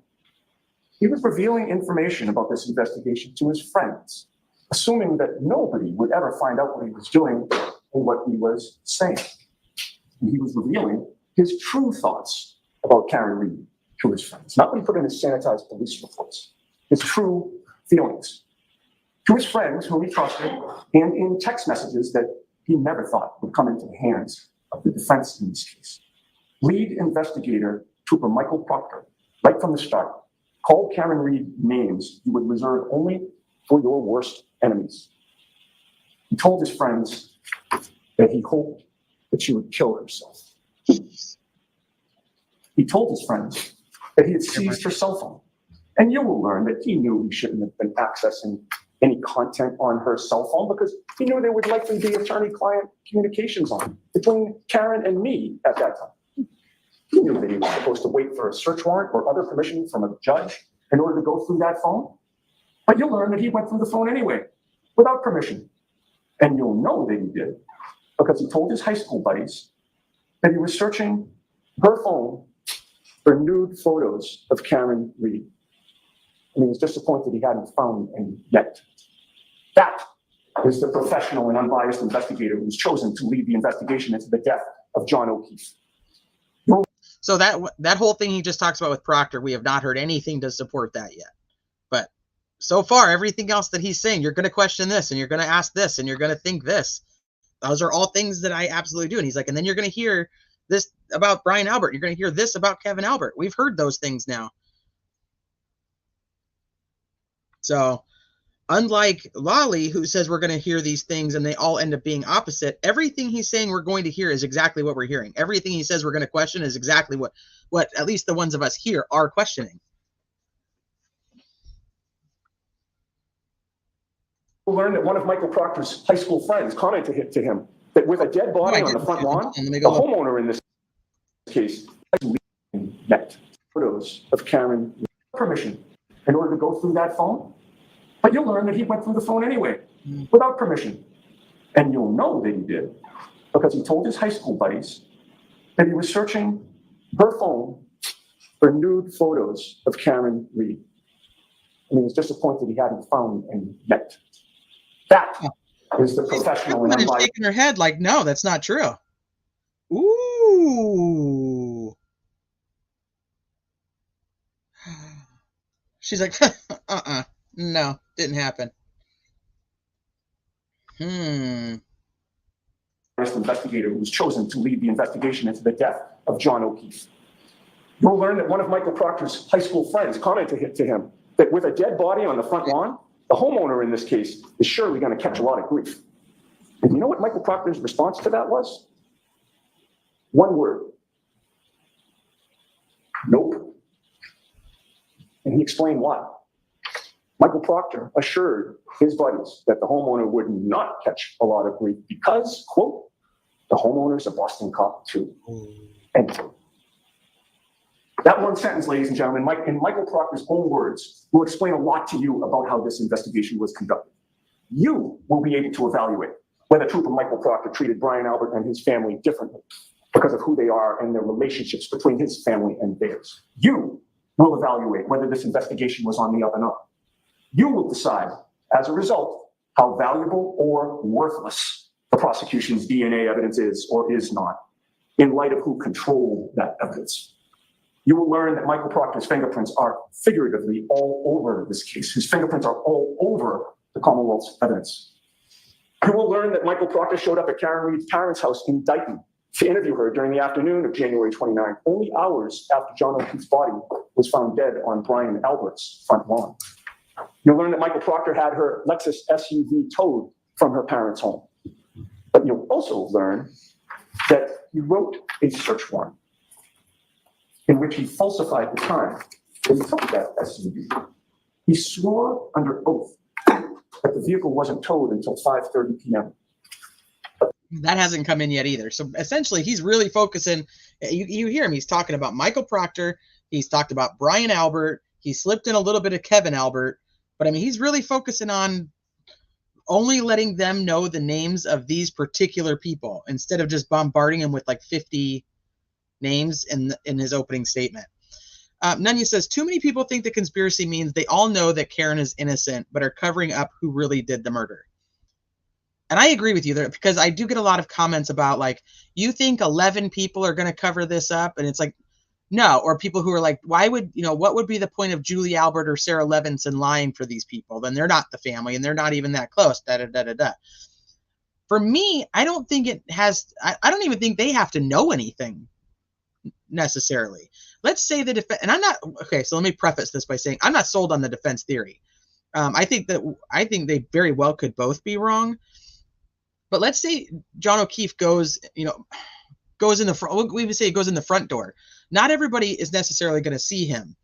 But for me, I think if she says, come to the side door when you get here, we don't know the conversation that they had when they talked on the phone those 2 times. If she says, come to the side door when you get here, I almost wonder if he went to the side of the house. Not all those people that are in the house are even going to know that John O'Keefe was there. So that's my first issue with it. And the second is there's a saying that I use, typically I've used it for Delphi, because, everybody's like, it's all a conspiracy. And so it's like, you don't actually need to believe in an actual, like, conspiracy where all these people truly sat down and came up with this plan right away. What you have to believe is that all their interests were the same. All their interests aligned, which creates this narrative that they're putting out. If they're all truly trying to protect a person like Colin, or they're all truly trying to protect themselves, or they're all truly trying to protect Brian Albert, all their interests align in doing so, which hence creates this narrative that they've put together. It doesn't have to necessarily be a conspiracy to say, let's put it on her and we're all going to sit down and figure it out. It could take 4 of them to do that, or 5 with Carrie if you want to go, but the 4 of them in their little circle of trust, or 6 of them in their little circle of trust, and throw Higgins in there. You know what I mean? Throw Carrie and Higgins in there, if you will. All these other people don't have to know anything about it. They just have, it comes to the trust. I say this too, like, if you have one cop who's doing really shady stuff, but people trust him, and he says, hey, I found these pieces of taillight, and he's the one who planted them, and he tells these other 6 cops, hey, I found these pieces of taillight, they're not necessarily involved in a conspiracy. They just trust the individual that is actually the liar. So she should be shaking her head that Proctor would fuck up this bad. No, she's like, nope, I don't believe it. Wonder what they're gonna do when they actually have he's not saying this without having something to back it up. Now, will it come out to be as big of a deal or not? I don't know. But see, that's the thing, like, about Allie. Like, Allie doesn't even have to know anything. So let's say that we'll go with the far, it is a conspiracy and cover up and to, essentially frame Karen, like Yannetti's saying. Allie could have gotten a phone call and said, like, hey, Colin needs a ride, go pick him up. And she's like, okay, that's what I do all the time. And so now here's Allie, who's just like, I don't have a fucking clue. I was just asked to pick him up, and so I did. And now people are calling my school, and I'm being, people are talking about me and saying I'm involved in this whole thing. And she's like, all I did was pick up my cousin's cousin. So I could see somebody like that just falling into the trap of, that's my mom, that's my dad, that's my uncle, those are my cousins. Like, I believe them. Yeah, they're just doing what I'm told.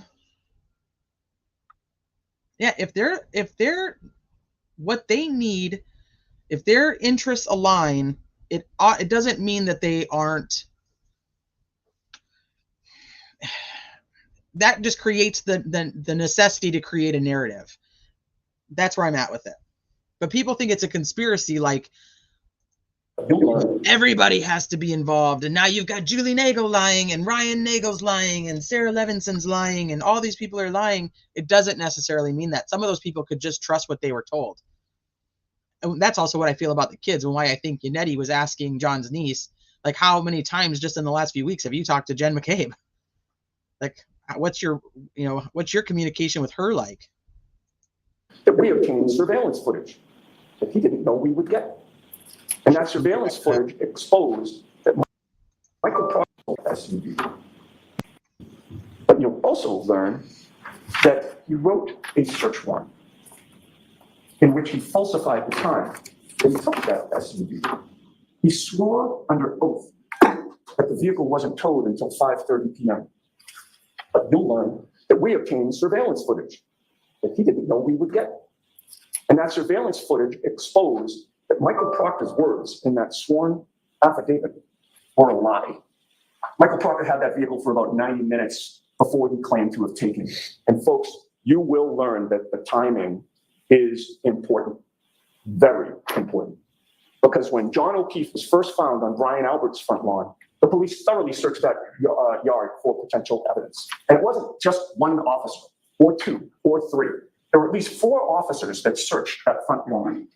And that morning was the beginning of a snowstorm, but there wasn't yet much snow on the ground when they were searching that lawn.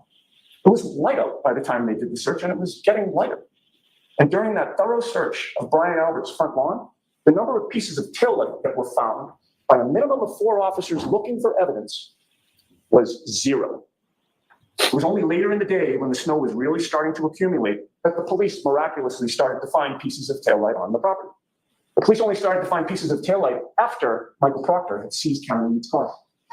They only started to find pieces of taillight after Michael Proctor had possession of her taillight.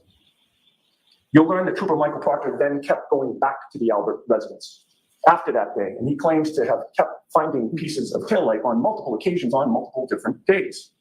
And in addition, a good week after John O'Keefe's death, Canton Police Chief Kenneth Berkowitz, an older officer on the brink of retirement with probably not the best eyesight, he supposedly was happened to be driving past Brian Albert's house. And by the way, Brian Albert is someone with whom Chief Berkowitz is also good friends. And this older man allegedly spotted yet another piece of taillight from his moving vehicle.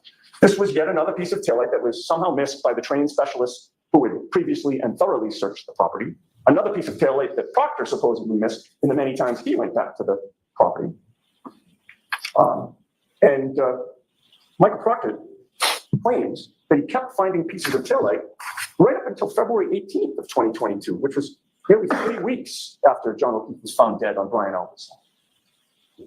You will learn that there is no competent evidence that Karen Reed's taillight shattered at Brian Albert's property in the early morning hours of January 29th of 2022. To the contrary, you'll learn that when Karen left John at Brian Albert's house, she drove back to John's house on Meadows Ave across town in Canton. At John's home, where he lived with his 2 adopted children, Karen was drifting in and out of sleep, but she woke up for good in a panic sometime around 4 a.m. because John hadn't come home. And that was not like him at all. He had never done that before. Karen had a sinking feeling that something was wrong.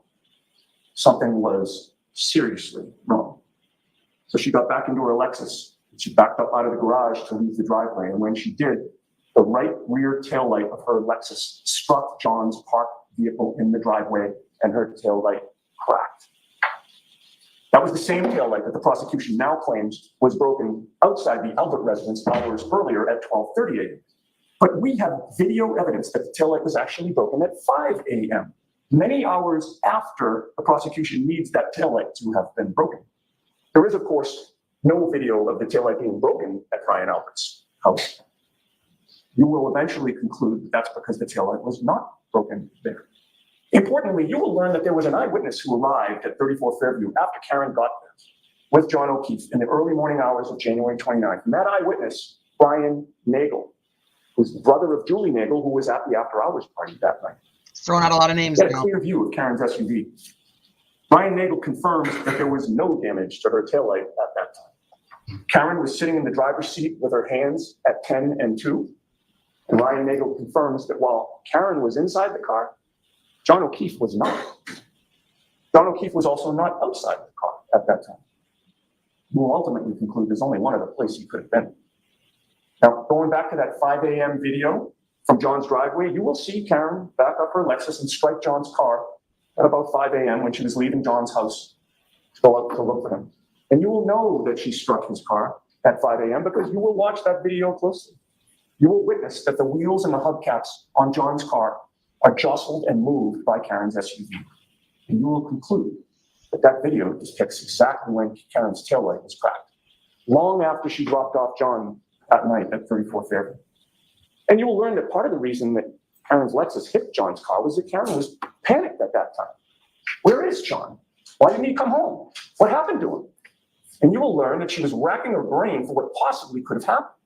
And like many of us, was worried about the worst. Did I hit him? Could I have hit him? That was what she was saying, both to herself and to other people later that morning when she went back to 34 Fairview. She couldn't think of anything else that made sense. She certainly didn't consider in a million years that someone from within the Albert home could have beaten up John and left him to die on the front lawn. Now, that was over 2 years ago. Karen didn't know then what you will learn during this trial. Karen didn't know that Brian Albert's sister-in-law, Jennifer McCabe, left the after-hours party at Brian Albert's house sometime after Karen pulled away. She didn't know that after Jennifer McCabe dropped off some people elsewhere, she returned to her own home. Karen didn't know that Jennifer McCabe climbed some stairs in her home and eventually made it into her bedroom with her cell phone. Karen didn't know. That's because I'm a truthful and honest person, none of your business. That's why you believe me. Because I wouldn't lie, because I don't lie. I'm truthful and honest. Well, there you are, Scotty Skulls. FYI, I sent you the link like a long ass time ago.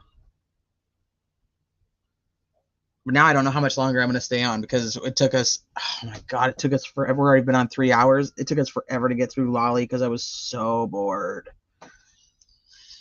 Hi, Mel. Meow, meow, meow. So we'll do one. We'll have to do another one. We can just do dash cams. We can just do all your things. It's okay. We can just do another one. It's not like we're going anywhere. That Jennifer McCabe settled in at 2. Although there is a detour. There is a detour in Canton. 27 in the morning on January 29th, 2022, and typed a Google search that she would later delete.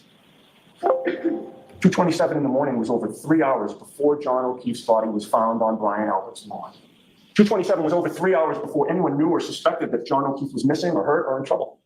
And at 2:27 in the morning, you will learn that with no one watching her, thinking she was alone with her thoughts, and not worrying that anyone would know what she was doing, Jennifer McCabe typed in the following Google search.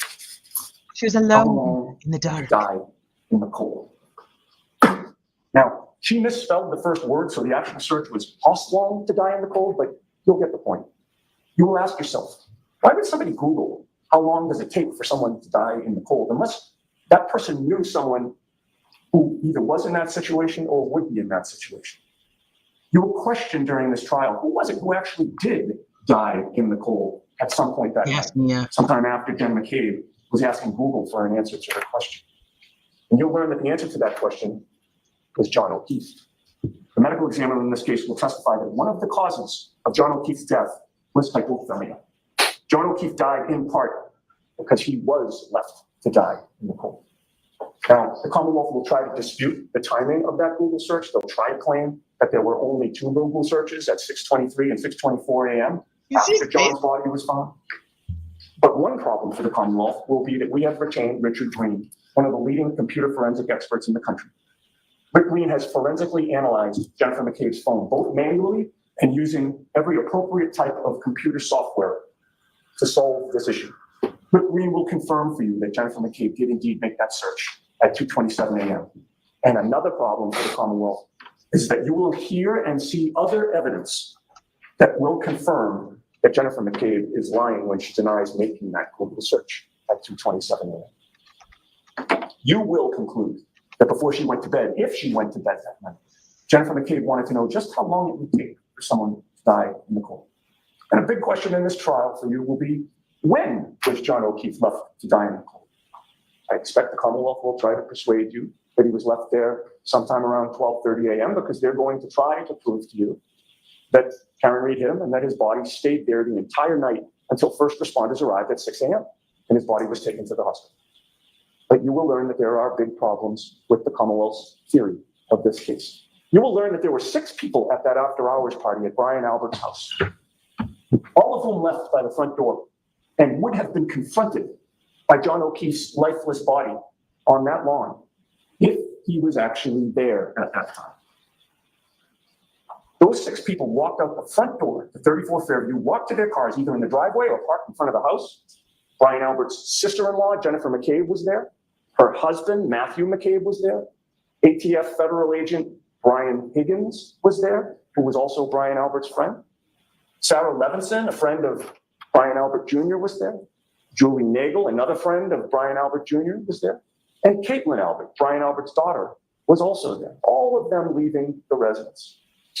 Each of those people left 34 Fairview in Canton, where Brian Albert lived. Each of them walked out facing the front lawn, where the Commonwealth will tell you that a 6'2", nearly 220-pound big man in dark clothing was sprawled on the front lawn when there was only a dusting of white snow on the ground. He was supposedly sprawled on that lawn, just feet from where these people were walking when they left the residence. And you will learn that not one of these people saw John O'Keefe Lane. Not one. And you know who else saw Nolan Lane outside in the early morning hours of January 29th? The snowplow driver in charge of plowing the street for the city of Canton. And this is another big problem for the Commonwealth. You will learn that Michael Proctor, here's that name again, wrote a report where he claimed that the DPW supervisor had told him that Fairview Road had not been plowed that night. Mm-hmm. We have heard. Proctor's total investigation on this issue consisted of one phone call and no follow-up. He just submitted his report that simply said the road hadn't been plowed that night, perhaps thinking that no one else would follow up either. But you'll learn that when it came to finding out the truth, it's not that Proctor couldn't find the truth, it's that he wouldn't. But fortunately, you'll learn that we would, and we did. You'll learn that within weeks after January 29th, we sent our investigator, a former Medford police officer named Paul Makowski, to the Canton DPW to try to get to the bottom of this. Paul Makowski talked to the same supervisor at the DPW, a man named Michael Trotta, whom Proctor claimed had told him that the street hadn't been plowed that night. You'll learn that Paul Makowski found out that Michael Proctor was not telling the truth. You'll learn that Michael Trotta from the DPW told Paul Makowski, our investigator, that the street was indeed plowed that night, and that the name of the plow driver was Brian Loughran. So Paul Makowski tracked down Brian Loughran. He asked Mr. Loughran if the state police or any investigators had ever spoken to him.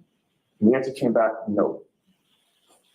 You will then learn what Brian Loughran had to say about what he saw and didn't see that night, and you will be shocked. Brian Loughran told Paul Makowski that he was driving a big snowplow in Canton that night. You'll learn that the nickname for it at the DPW was Frankenstein, because it had a lot of spare parts and it had been around forever. Brian Loughran told Paul Makowski that when he plows the streets of Canton in Frankenstein, he's very careful. He makes sure to check not only the roads in front of him, but also the yards to the side of his plow. He makes sure not to hit a fire hydrant or a tree or an animal, or heaven forbid, a person lying in the snow. He's always on the lookout.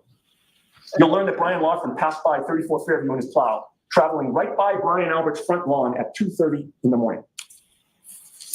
You'll learn that Brian Loughran confirms that at about 2:30, when he went by that house, John O'Keefe was not on that front lawn. So you'll learn that about 2 hours after the Commonwealth claims that Karen Reed somehow incapacitated John O'Keefe, an eyewitness confirms that not only could it not have happened, but it didn't happen.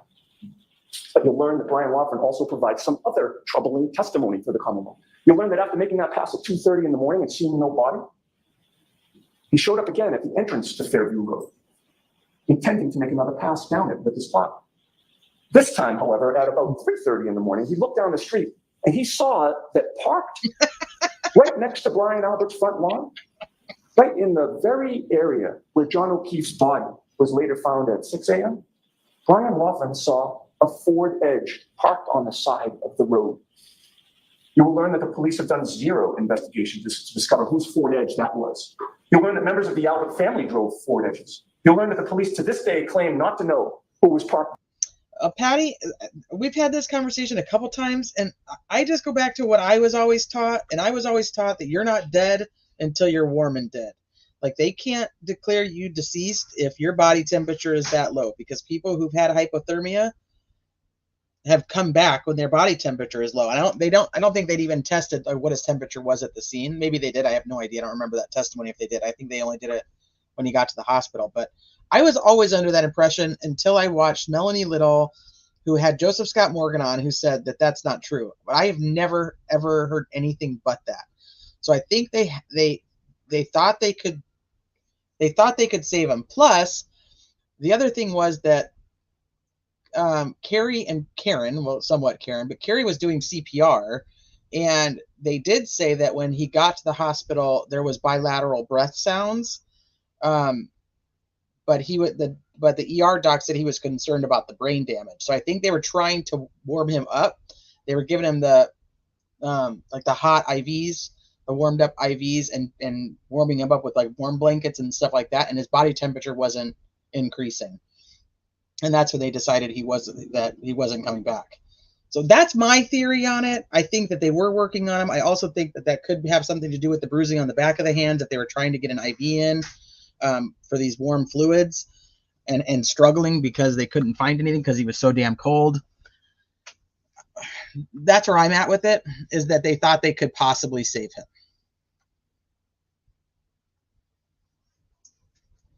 Yeah, and I believe his rectal temp was 80.1.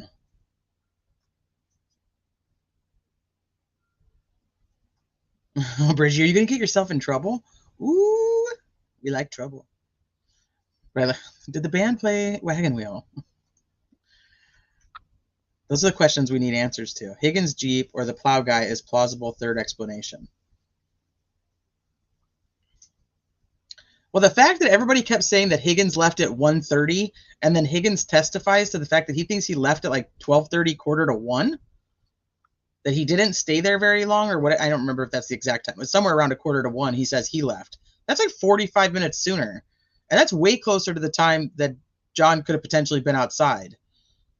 And I'm telling you, that guy's smashed. And they say that Karen doesn't remember, but you have actual text messages from Brian Higgins to John O'Keefe talking about that he actually doesn't remember drinking at his house and that playing video games with John's nephew, and did he break John's nephew's controller? So you have a guy who drives. He drove home that night, that intoxicated, where he did not remember anything. And now we have scratches on his arm that, to me, a plow would be a much more viable explanation than this cocktail glass that somehow shatters and goes all the exact same direction down. I think the guy said you drop 1.5 degrees an hour. I don't remember that. I only remember them saying like it depended on like how the temperature was and how your temperature was. I don't remember all of that. Why would they do that if it had an IO in each leg? I'm thinking they tried, but they couldn't. So that's where it ended up. That's my only thought on that, because nobody, including the defense attorneys, has talked about any of that yet. So I think maybe that'll come up more and be a better question when maybe the medical examiner is up there or the defense's expert is up there to testify to what they thought of the medical examination. You know what really got me, Breeze, was the video of him and his friend Michael at John's house when John was going to move the cars so that Karen could park in the driveway. I was thinking, this guy is going out to celebrate his niece, going out with his buddy. He's going to meet his girlfriend out. They're going to have a few drinks. And he's just going to go out and have a normal Friday night and just, that's it. And then he just never comes home. That one got me. That was the one that got me.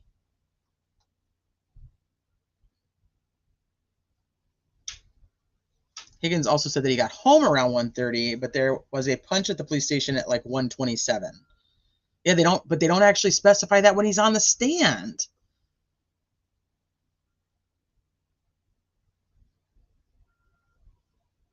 I thought that the ER doctor, while reading the nurse's notes, Daisy's notes, I think he said,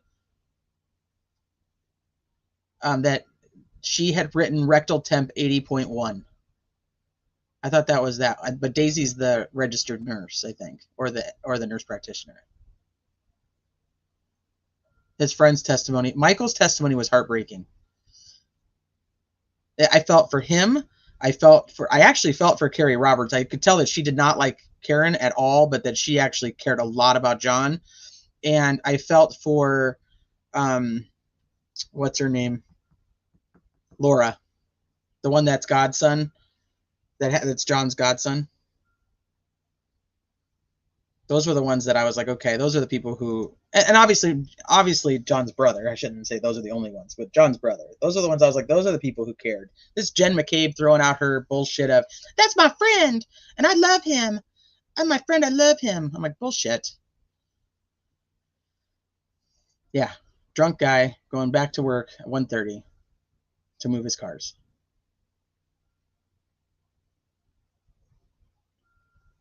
I think so too. I don't think that she didn't lie. What I think is that I think that she actually cared about John. Is the only thing that was my only qualifying answer, I guess you could say. Like that, just in that aspect, I thought she actually cared about John. Not to say that there wasn't anything dishonest about her, but I thought that she came across as somebody who actually was John's friend. Absolute reasonable doubt, Bex. That's where I'm at. Yeah, he spends essentially his entire next day there, and they're like, you spent the day there, and he's like, no, I didn't. And they're like, okay, well, you left and went home at like 6 p.m. And he's like, yeah. So like, what do you think a whole day is? You essentially spent your entire day off of work at Canton PD as a witness to this situation. What the fuck were you doing there? Yeah, my friend who I read, just tell him that guy never came in. That's my friend, I love him. Bullshit. Yeah, Carrie Roberts. I think she was influenced, like many other witnesses. Oh yeah, I've been pulling some clips from Jen McCabe's. I'm just like, this chick. Somebody asked earlier in the chat, like, who I would say is the biggest liar of them all. It's her. That's my answer. I do think others have lied, but I think that she's the biggest one.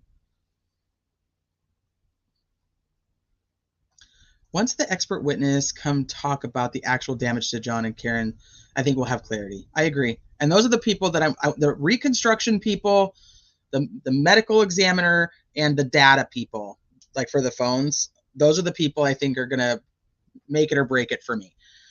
Question. I think he did it if he left at 12:30 or 12:45. So where was he, or what was he doing until he showed up to play musical cars? That's an interesting question. What did he realize he had done something? I don't know. I am more willing to believe something along those lines than I'm not totally bought into this defense theory yet. When they haven't presented their people and what they're going to try to prove about how John was beaten up. So maybe that'll change my mind about that. But I'm not sold on their theory either.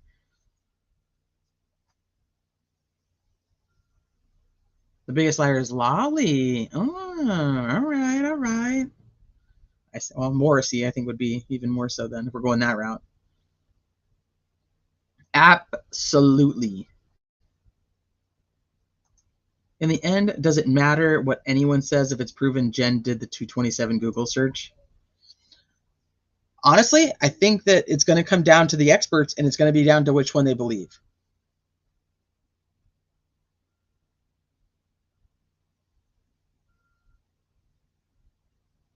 Right. Agreed. But I'm just saying, like, they're going to bring something though with their people. They have their own experts to come in and say these things.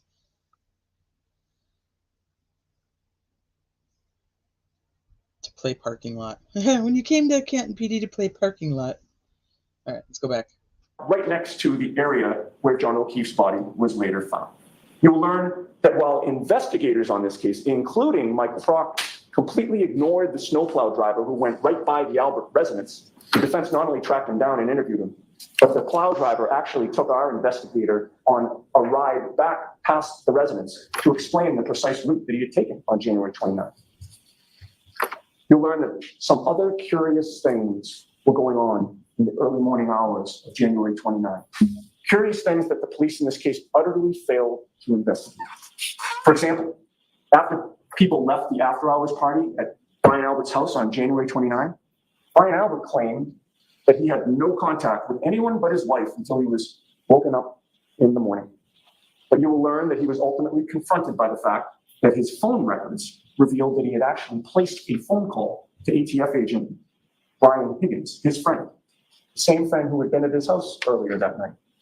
And that was at 2:22 in the morning. You'll learn that Brian Higgins called him back 17 seconds later, and they connected for 22 seconds on their cell phones. You'll be asked to consider just how long 22 seconds is and what could be said and discussed during that long of a phone call. You will consider that phone call in the context of the other curious things that were going on during the early morning hours of January 29th. You will learn about the following in chronological order. 2:12 a.m., Jennifer McCabe arrives at her home. 2:22 a.m., Brian Albert calls Brian Higgins. 2:22 a.m., 17 seconds later, Higgins calls him back. And Brian Albert and Brian Higgins are on the phone together for 22 seconds. 2:23 a.m., Jennifer McCabe climbs the stairs to her bedroom. 2:27 a.m., Jennifer McCabe searches on Google, how long to die in the cold. 2:30 a.m., Plow driver Brian Laughlin confirms there was no body on Brian Albert's front lawn. 3:30 a.m., Brian Laughlin confirms that a Ford Edge was parked right where John O'Keefe's body was later found. The Commonwealth will not be able to successfully dispute any of those facts, yet I expect that they will persist in asking me to convict Karen Reid anyway. You will learn that there are other major problems with the Commonwealth's theory. You'll learn that when John O'Keefe was found, he did not look like he had been hit by a car. You'll learn that he looked to have been attacked and beaten up. You'll learn that John O'Keefe was a large 6'2" man who, if positioned behind a Lexus SUV, would have had his torso completely exposed to the rear of that vehicle, including to the taillight. You'll learn that no part of his torso was injured. There was no bruising, no ridges, no scratches, no punctures. You'll learn that his chest and hips and legs were pristine, despite the Commonwealth's contention that he was hit by a 6,000-pound vehicle. The evidence will show that what was not pristine was his right arm. You will take one look at that arm, and you will conclude that a car did not cause those injuries. The injuries to John O'Keefe's arm appear to be consistent with scratch marks and claw marks, marks that make it look as though an animal had attacked his arm. But you won't have to rely just on your common sense when you look at those photos. You'll hear from an expert forensic pathologist who is world-renowned, who has personally conducted thousands of autopsies. And he will testify that those marks are consistent with scratch and claw marks and bite marks from an animal, including a German Shepherd. You'll learn that on January 29th of 2022, Brian Albert's family dog, Chloe, was a German Shepherd. You'll learn that Brian Albert has admitted that this dog is not good around strangers. Yes. You'll learn that on January 29th of 2022, John O'Keefe would have been a stranger to that dog. And you'll learn that Chloe had been the beloved family dog for the Alberts for 7 years. The Albert family loved Chloe. Yeah, they loved Chloe so much they referred to her as an it. And then for some reason took offense to when asked if they got rid of their dog. And she's like, we didn't get rid of our dog. We rehomed her. Like, yeah, so essentially you no longer have the dog. Like, that's kind of the point of the question. Strangely, as we discussed this dog today, the Albert family doesn't have its beloved Chloe anymore. You'll learn that Brian Albert was called to testify before the grand jury regarding this matter in April of 2022, and that he did testify about his German Shepherd, Chloe, during that grand jury testimony. And you'll learn that not long after that testimony, Brian Albert and his family rehomed their beloved family dog. They gave away their family dog, and Chloe, the German Shepherd, is therefore now gone. Now, the Commonwealth will try to take your attention. I have a question. Does anybody happen to know? So Caitlin and Tristan also have a German Shepherd. Does anybody know when they got their German Shepherd? Does anybody know how old that dog is? And I don't mean to like pry into their personal stuff, so that's not what I'm trying to do. I'm literally just trying to look for my next question, if it matters or not. So, because they have a German Shepherd of their own. Away from all of these troubling facts and try to persuade you not to consider their shocking lack of investigation of anyone else, not to consider John O'Keefe's injuries, not to consider the fact that multiple people left the residence and saw no body, not to consider the fact that the snowplow. Right. So I know it's not Chloe. I know it's not Chloe. That's not my question. But my question, so ultimately what my question would be is, if they're going to rehome Chloe, why not and you have somebody looking for a German Shepherd, why wouldn't Caitlin take Chloe? So that's kind of what I'm getting to, is like, if she got a German Shepherd after they got rid of their family dog, or is their dog also like 5 or 7 years old? You know what I'm saying? Like, because if you're going to get a dog, why wouldn't you take your family's dog? Like, why wouldn't you take Chloe?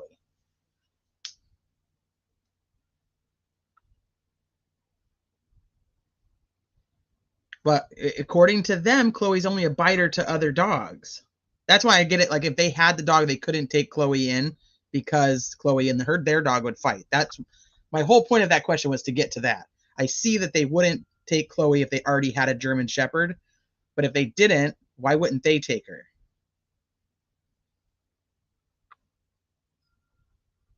Driver was specifically looking at 2:30 a.m. and there was nobody there. Not to consider the fact that two people in the house were communicating at 2:22 a.m. but denied speaking to each other for 22 seconds. And not to consider the fact that one of their witnesses who was also present at the home. Oh, maybe because she's high maintenance. Yeah, then they get engaged right after that testimony. Right. She never had any issues whatsoever. They did? Okay. That's what I was wondering. Scotty Skulls. You're a biter too. Was unusually curious at 2:27 a.m. about how long it would take for someone to die in the cold. Commonwealth will instead try to persuade you that Karen Reed supposedly had a motive to kill John O'Keefe because they were not getting along. You'll hear about their trip to Aruba over New Year's Eve and that Karen was upset that John had been flirting with another woman. And you will hear that Karen considered exploring her options after that trip, which led her to a get-together at one point with ATF federal agent Brian Higgins, although that never went anywhere. But you'll also hear that in January of 2022, after the Aruba trip, and not long before January 28th and 29th, John O'Keefe was making long-term plans with Karen, including a family trip with her and the kids, and also another trip with Karen and another couple for months into the future. We know that. And you'll see video of how John and Karen were interacting on the night in question. You'll see for yourself how they looked at each other on the video at the waterfall that night. Nobody who saw them that night saw anything wrong. There was nothing wrong. I mean, like any couples, occasionally they would bicker or disagree. But you will hear zero evidence of any domestic violence in that home whatsoever. John never raised a hand in anger toward Karen, and Karen never raised a hand in anger toward John. That's literally what he asked too. He asked that of the niece or of the nephew. I think that's like the only question he asked him was, have you ever seen John raise a hand to Karen? No. Have you ever seen Karen raise a hand to John? No. And like, that was it. That was the only conversation. Somebody said something that I wanted to address. Amanda, is that's the case in this situation? I don't know, but from any time I've ever seen the FBI actually investigating situations like this, corrupt law enforcement and what could have actually happened in this case, they play like a long game. They don't necessarily just go investigate real quick and then make an arrest. You know, I've always seen like they play the long game. They don't ever do anything super quick. That's kind of where I'm at with the FBI stuff. So I'm not surprised that there's not an arrest. I also think that they probably do want to see some of the things that happen in this, because they can use all of this in their investigation. And they can use all of this at any type of trial or, you know, whatever they choose to do. So it also could be that they want this info.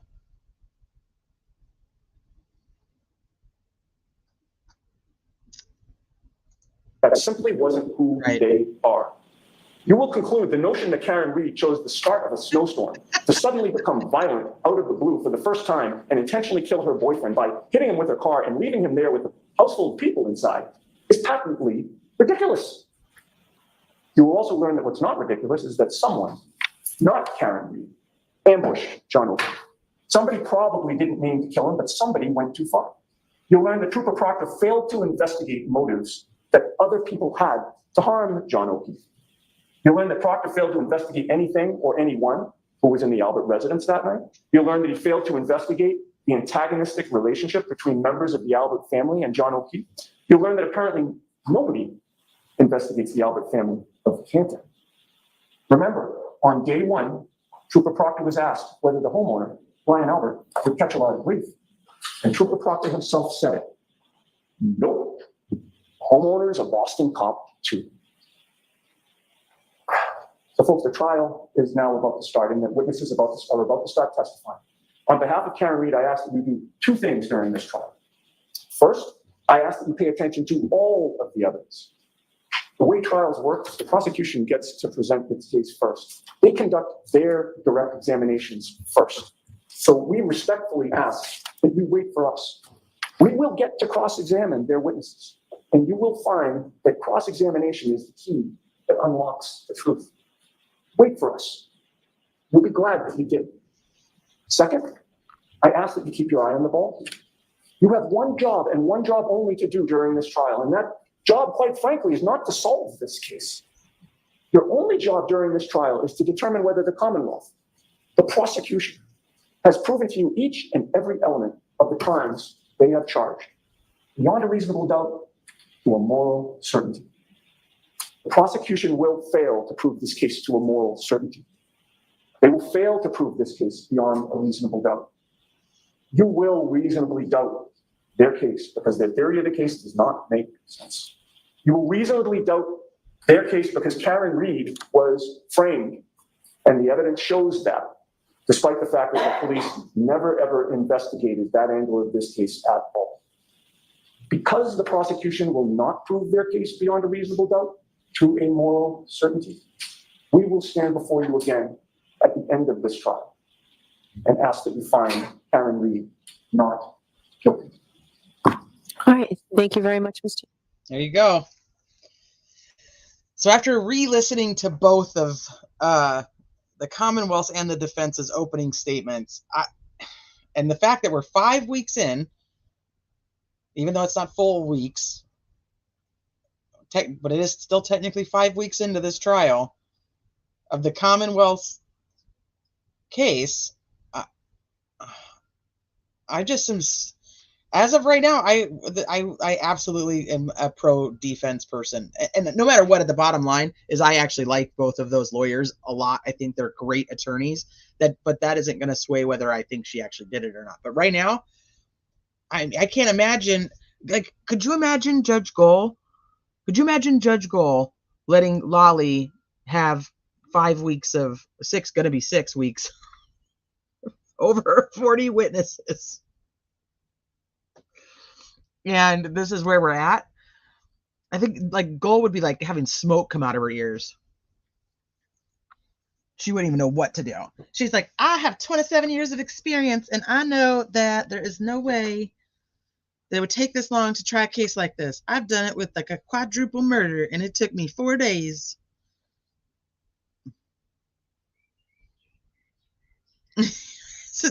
So redundant. So redundant. The defense hasn't even called its own way. Right. But he doesn't even say, like, wait for us to present our case. He's like, the truth will come out on cross-examination. And that's because Judge Bev didn't actually allow a quote-unquote third-party defense. She was like, almost like she was opening the door and saying, you can get in what you want to get in through, like cross-examination. And, and if it opens the doors, it opens the doors. But so he's like, no, just wait for us to have cross, and you're going to see. And I don't know about you guys, and I don't know how people out there on the Twitter spaces and the Facebooks don't see that this just does not make sense. And then I want to go back to what like Scotty said up here. Like, the defense doesn't have to prove that they did it. And I'm in like a community chat for somebody else's channel, and there's a few people in there that are just like adamant that the defense has to prove who did it. And I'm like, that legally they don't. Maybe you want them to, but at the end of the day, that typically jurors take things pretty seriously, and they go back there and they're going to abide by the law. And the law isn't that they need to prove somebody else did it. They just have to prove that the case that the Commonwealth has reasonable doubt. So they can put on, I prefer if they would say that is this one situation. Instead, I feel like they've left it open to a few different situations, but maybe that's more beneficial. I'm not an attorney. Shit, I don't know. They're like, yeah, Colin lies, and he was probably there to beat him up. Ryan Albert may have beat him up. Look at their play fighting at the bar with Higgins, and so he probably beat him up too. And he's got the motive because he's, jealous that he got ghosted. So maybe they're just going with the three. But even at the pretrial hearing, Yannetti's like, I don't have to tell you which one of them I think did it. Like, it's not actually our responsibility. Like, we don't have to do that. It's actually their responsibility to prove that none of them did it. And I was like, you got that right. You got that right.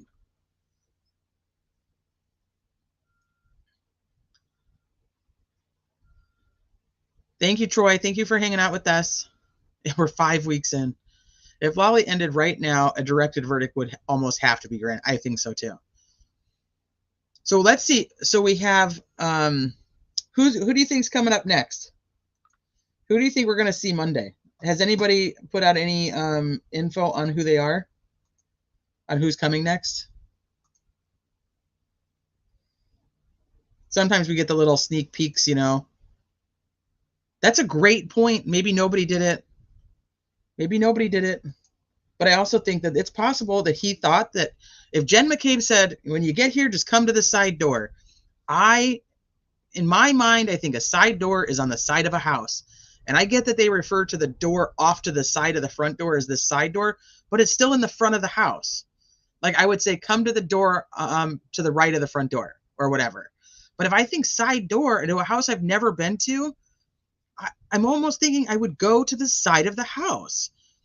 So what if he does go back there? Do I have any of the pretrial hearings on my channel? I have clips of them. I don't have the entire thing. A little bit. I've been live for way too long today.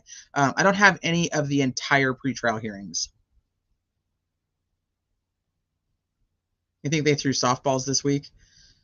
There's a person in Bob's KR Facebook chat that is absolutely nuts. It's funny because Bob doesn't go there much, but the same guy talks on his Twitter and Bob slams him. I wasn't going to say which one, but yeah, you got me. We haven't heard from the pizza shop patrons. Yeah, we definitely need to hear from them. Need to know how much each pizza cost and how many pizzas they bought there and what they think of the chicken parm. Heard a police officer was next. Ooh, that's right. They did say something like that, didn't they? They said that, because she was like, oh, we don't have another witness for the jury. Sometimes, with police officers, their schedules change. The only cops that are left, I think, are the what the heck?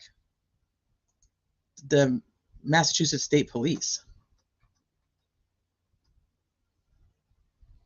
So it might be them, because now they're going to have to come and start investigating. So they got the doctor that declared him deceased. So we finally, in the 5th week of trial, have confirmed that John died. And I don't mean that like we didn't know. I mean that like the jury wasn't actually proven that he was even dead yet. Nobody said that to them.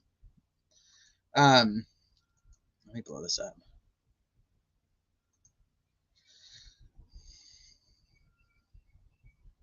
I'm an honest and truthful person.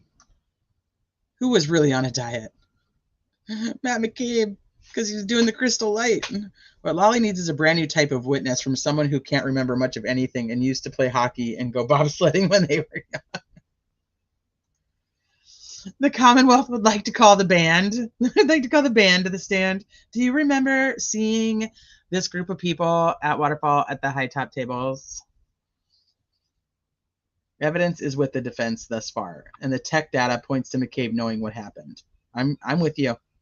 I am currently with you. I am open to going either way, but I am currently with you.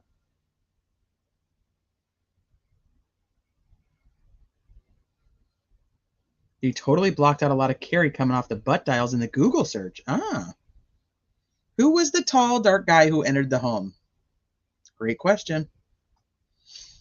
Yes, I believe he was attacked by Chloe by accidentally encouraging her, and that was the start of Higgins took off because he was bit. I don't think it was intentional. I think it's possible.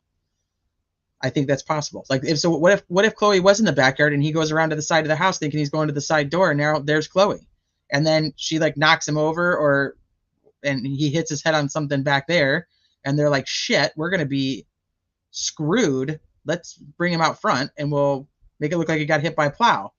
And then it's like, oh, you guys remember when Karen said she thought he got hit by Plow? You know what I mean? That's where I'm at with that. It could be full of super troopers. It could be. If JOK did use the side door, then those who said he didn't come in maybe didn't see him in the backyard if he went directly to the basement. Possible. Chloe was let out at 12:15-ish. You know, but they're making a big deal about who remembers Brian Albert standing at the door watching her go pee. The tall, dark, and handsome guy is me. It's me. And that explains the missing blood, the missing shoe, the missing phone, because everything is left in the backyard. That's kind of what I'm thinking it's possible. Or we could go with Bob's owl pig. You know, either way. Yeah, framing Karen to prevent an insurance hassle is next level fucked up. Well, like I said, I think the original plan was to blame the Plow driver. But then they saw, like, they had this whole opportunity when she busts her tail light, and they're like, we can make this happen. You guys want to make this happen? We can make this happen. And they're like, all right, let's do it. And then here's Higgins, who feels really fucking bad that this is what they're doing. So even when she texts him that John's dead, he's like, fuck, I can't talk to you because we're about to do some shit and you're not going to like it. All right, everybody, go get rid of your phones. We don't need anybody looking at that stuff. Delete all your messages.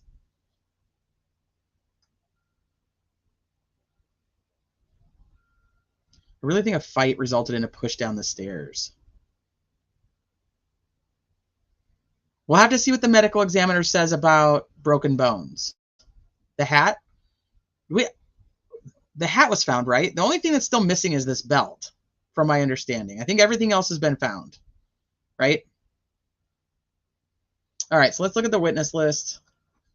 You got all the state troopers. Like 15 of them. I have no idea how many they're actually going to call, but there's like 15 on the list. Proctor, Buchnick, Clark, Keefe, DeCicpio, Moore, Dunn, Tully. I would say he's Lolly said we're going to hear from Tully. So oh shit, I didn't mean to do that. So I would expect to hear from him soon. Buchnick, Proctor for sure. Dunn most likely. I don't know if he's going to be necessary. It's going to depend on how much more he actually did. But there's 15 of those guys. And then you have the medical examiners here. He talks about that we're going to hear from both of them. So we'll see about that. I was wondering how close they might be because they should be coming up pretty soon. We heard John's dead.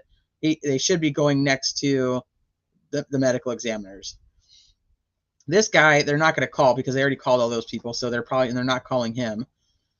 Then we've got data people. Here's your nurse practitioner and your RN from Good Samaritan. They don't seem to care to call either of them, but they got most of that evidence in between these guys. So I'm curious. The only reason I could see Lolly calling one of them is to validate if one of the EMTs actually said something to them about John being hit by a car. But the notes that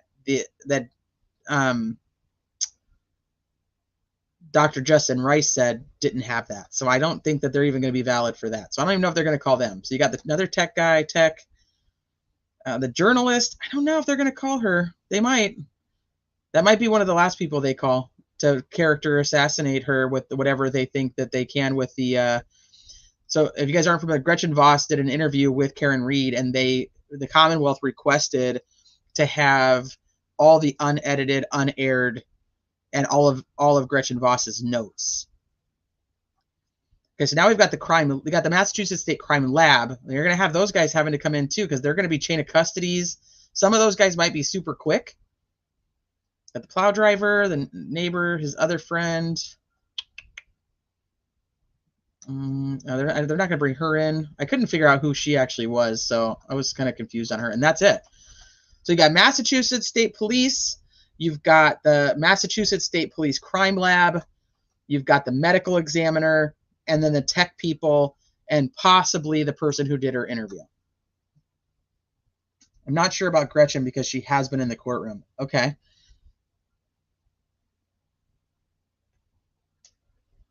They'll probably call every freaking one and ask the same damn questions. She might be telling him though, like, you need to tighten it up. Like, we got to go. Like, we're in week 5. Like, I don't want to keep these guys for another 5 weeks. And the defense already said they want 2 weeks to present their case.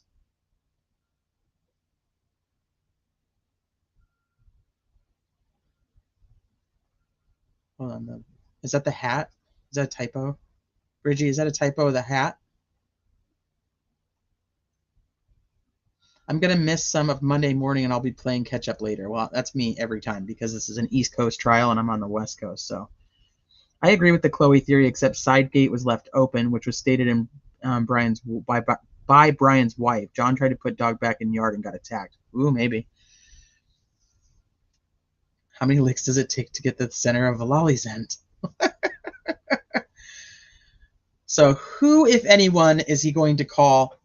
Oh, not a typo? The bay was found? Is that what you're saying? The bay was found, but apparently they only now have a picture of it. I'm confused by that then.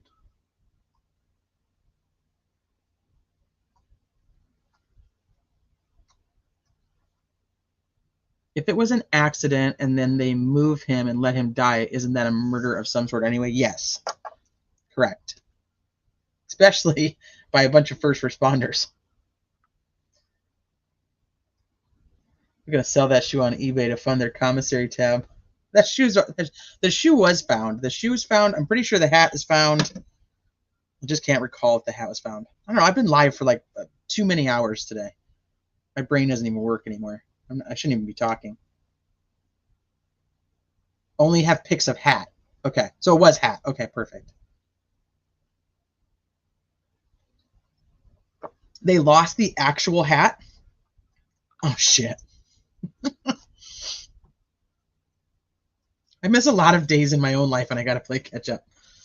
I retract that. If the CW calls Proctor and the Celebrate, Lolly will get this week coming in 1 or 2 days the next week. Okay, so remember, schedule for the week. They have court Monday, full day. No court Tuesday. Full court or full day Wednesday. Half day Thursday. No court Friday. So we have 3 days next week. It's crazy.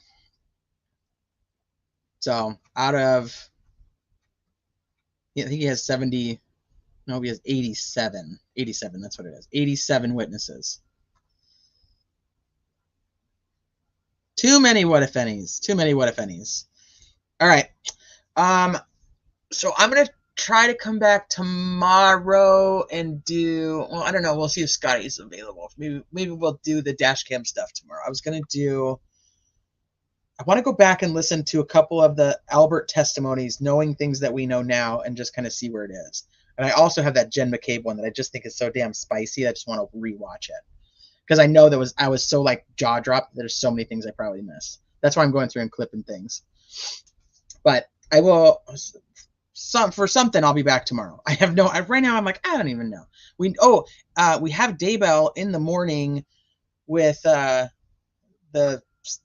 state and defense statements on whether they believe that Chad Daybell should get the death penalty. Because if anybody doesn't know, he was found guilty today on all counts. So the jury now has to determine whether he will be receiving the death penalty. So that happens at 8:30 in the morning for anyone interested in that. And we're still waiting on a response for Delphi. We're waiting on a response from Nick McClelland to the motion to disqualify. But I think he's about to be up on his time. If not today, it has to be probably tomorrow. It's got to be right around right now. Because he only has, I think, 10 days to respond to it. And maybe he's just not going to. He's just going to let her rule on it. What time tomorrow for Reed? I don't know. Do you like nighttime better? So I typically try to go live after I bring the kids home from school, which is at about 3:15 my time. That's kind of my go-to time. Sometimes I do them earlier in the day if I'm not watching a trial or working on a video.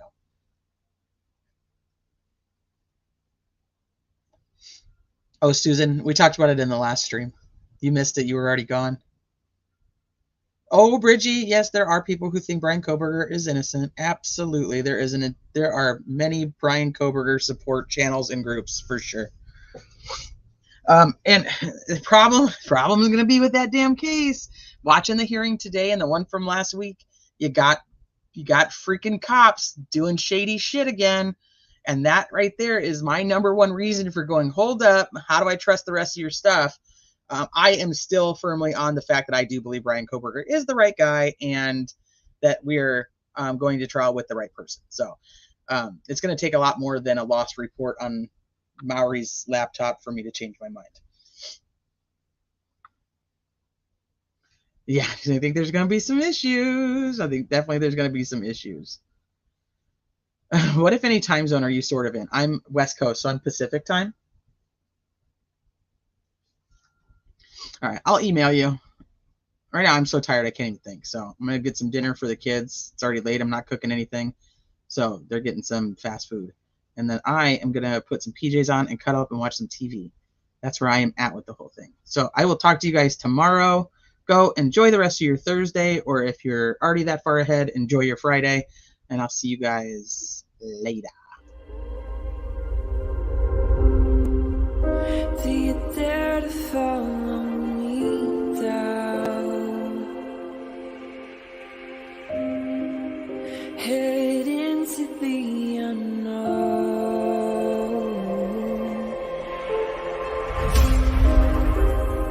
Down the rabbit hole.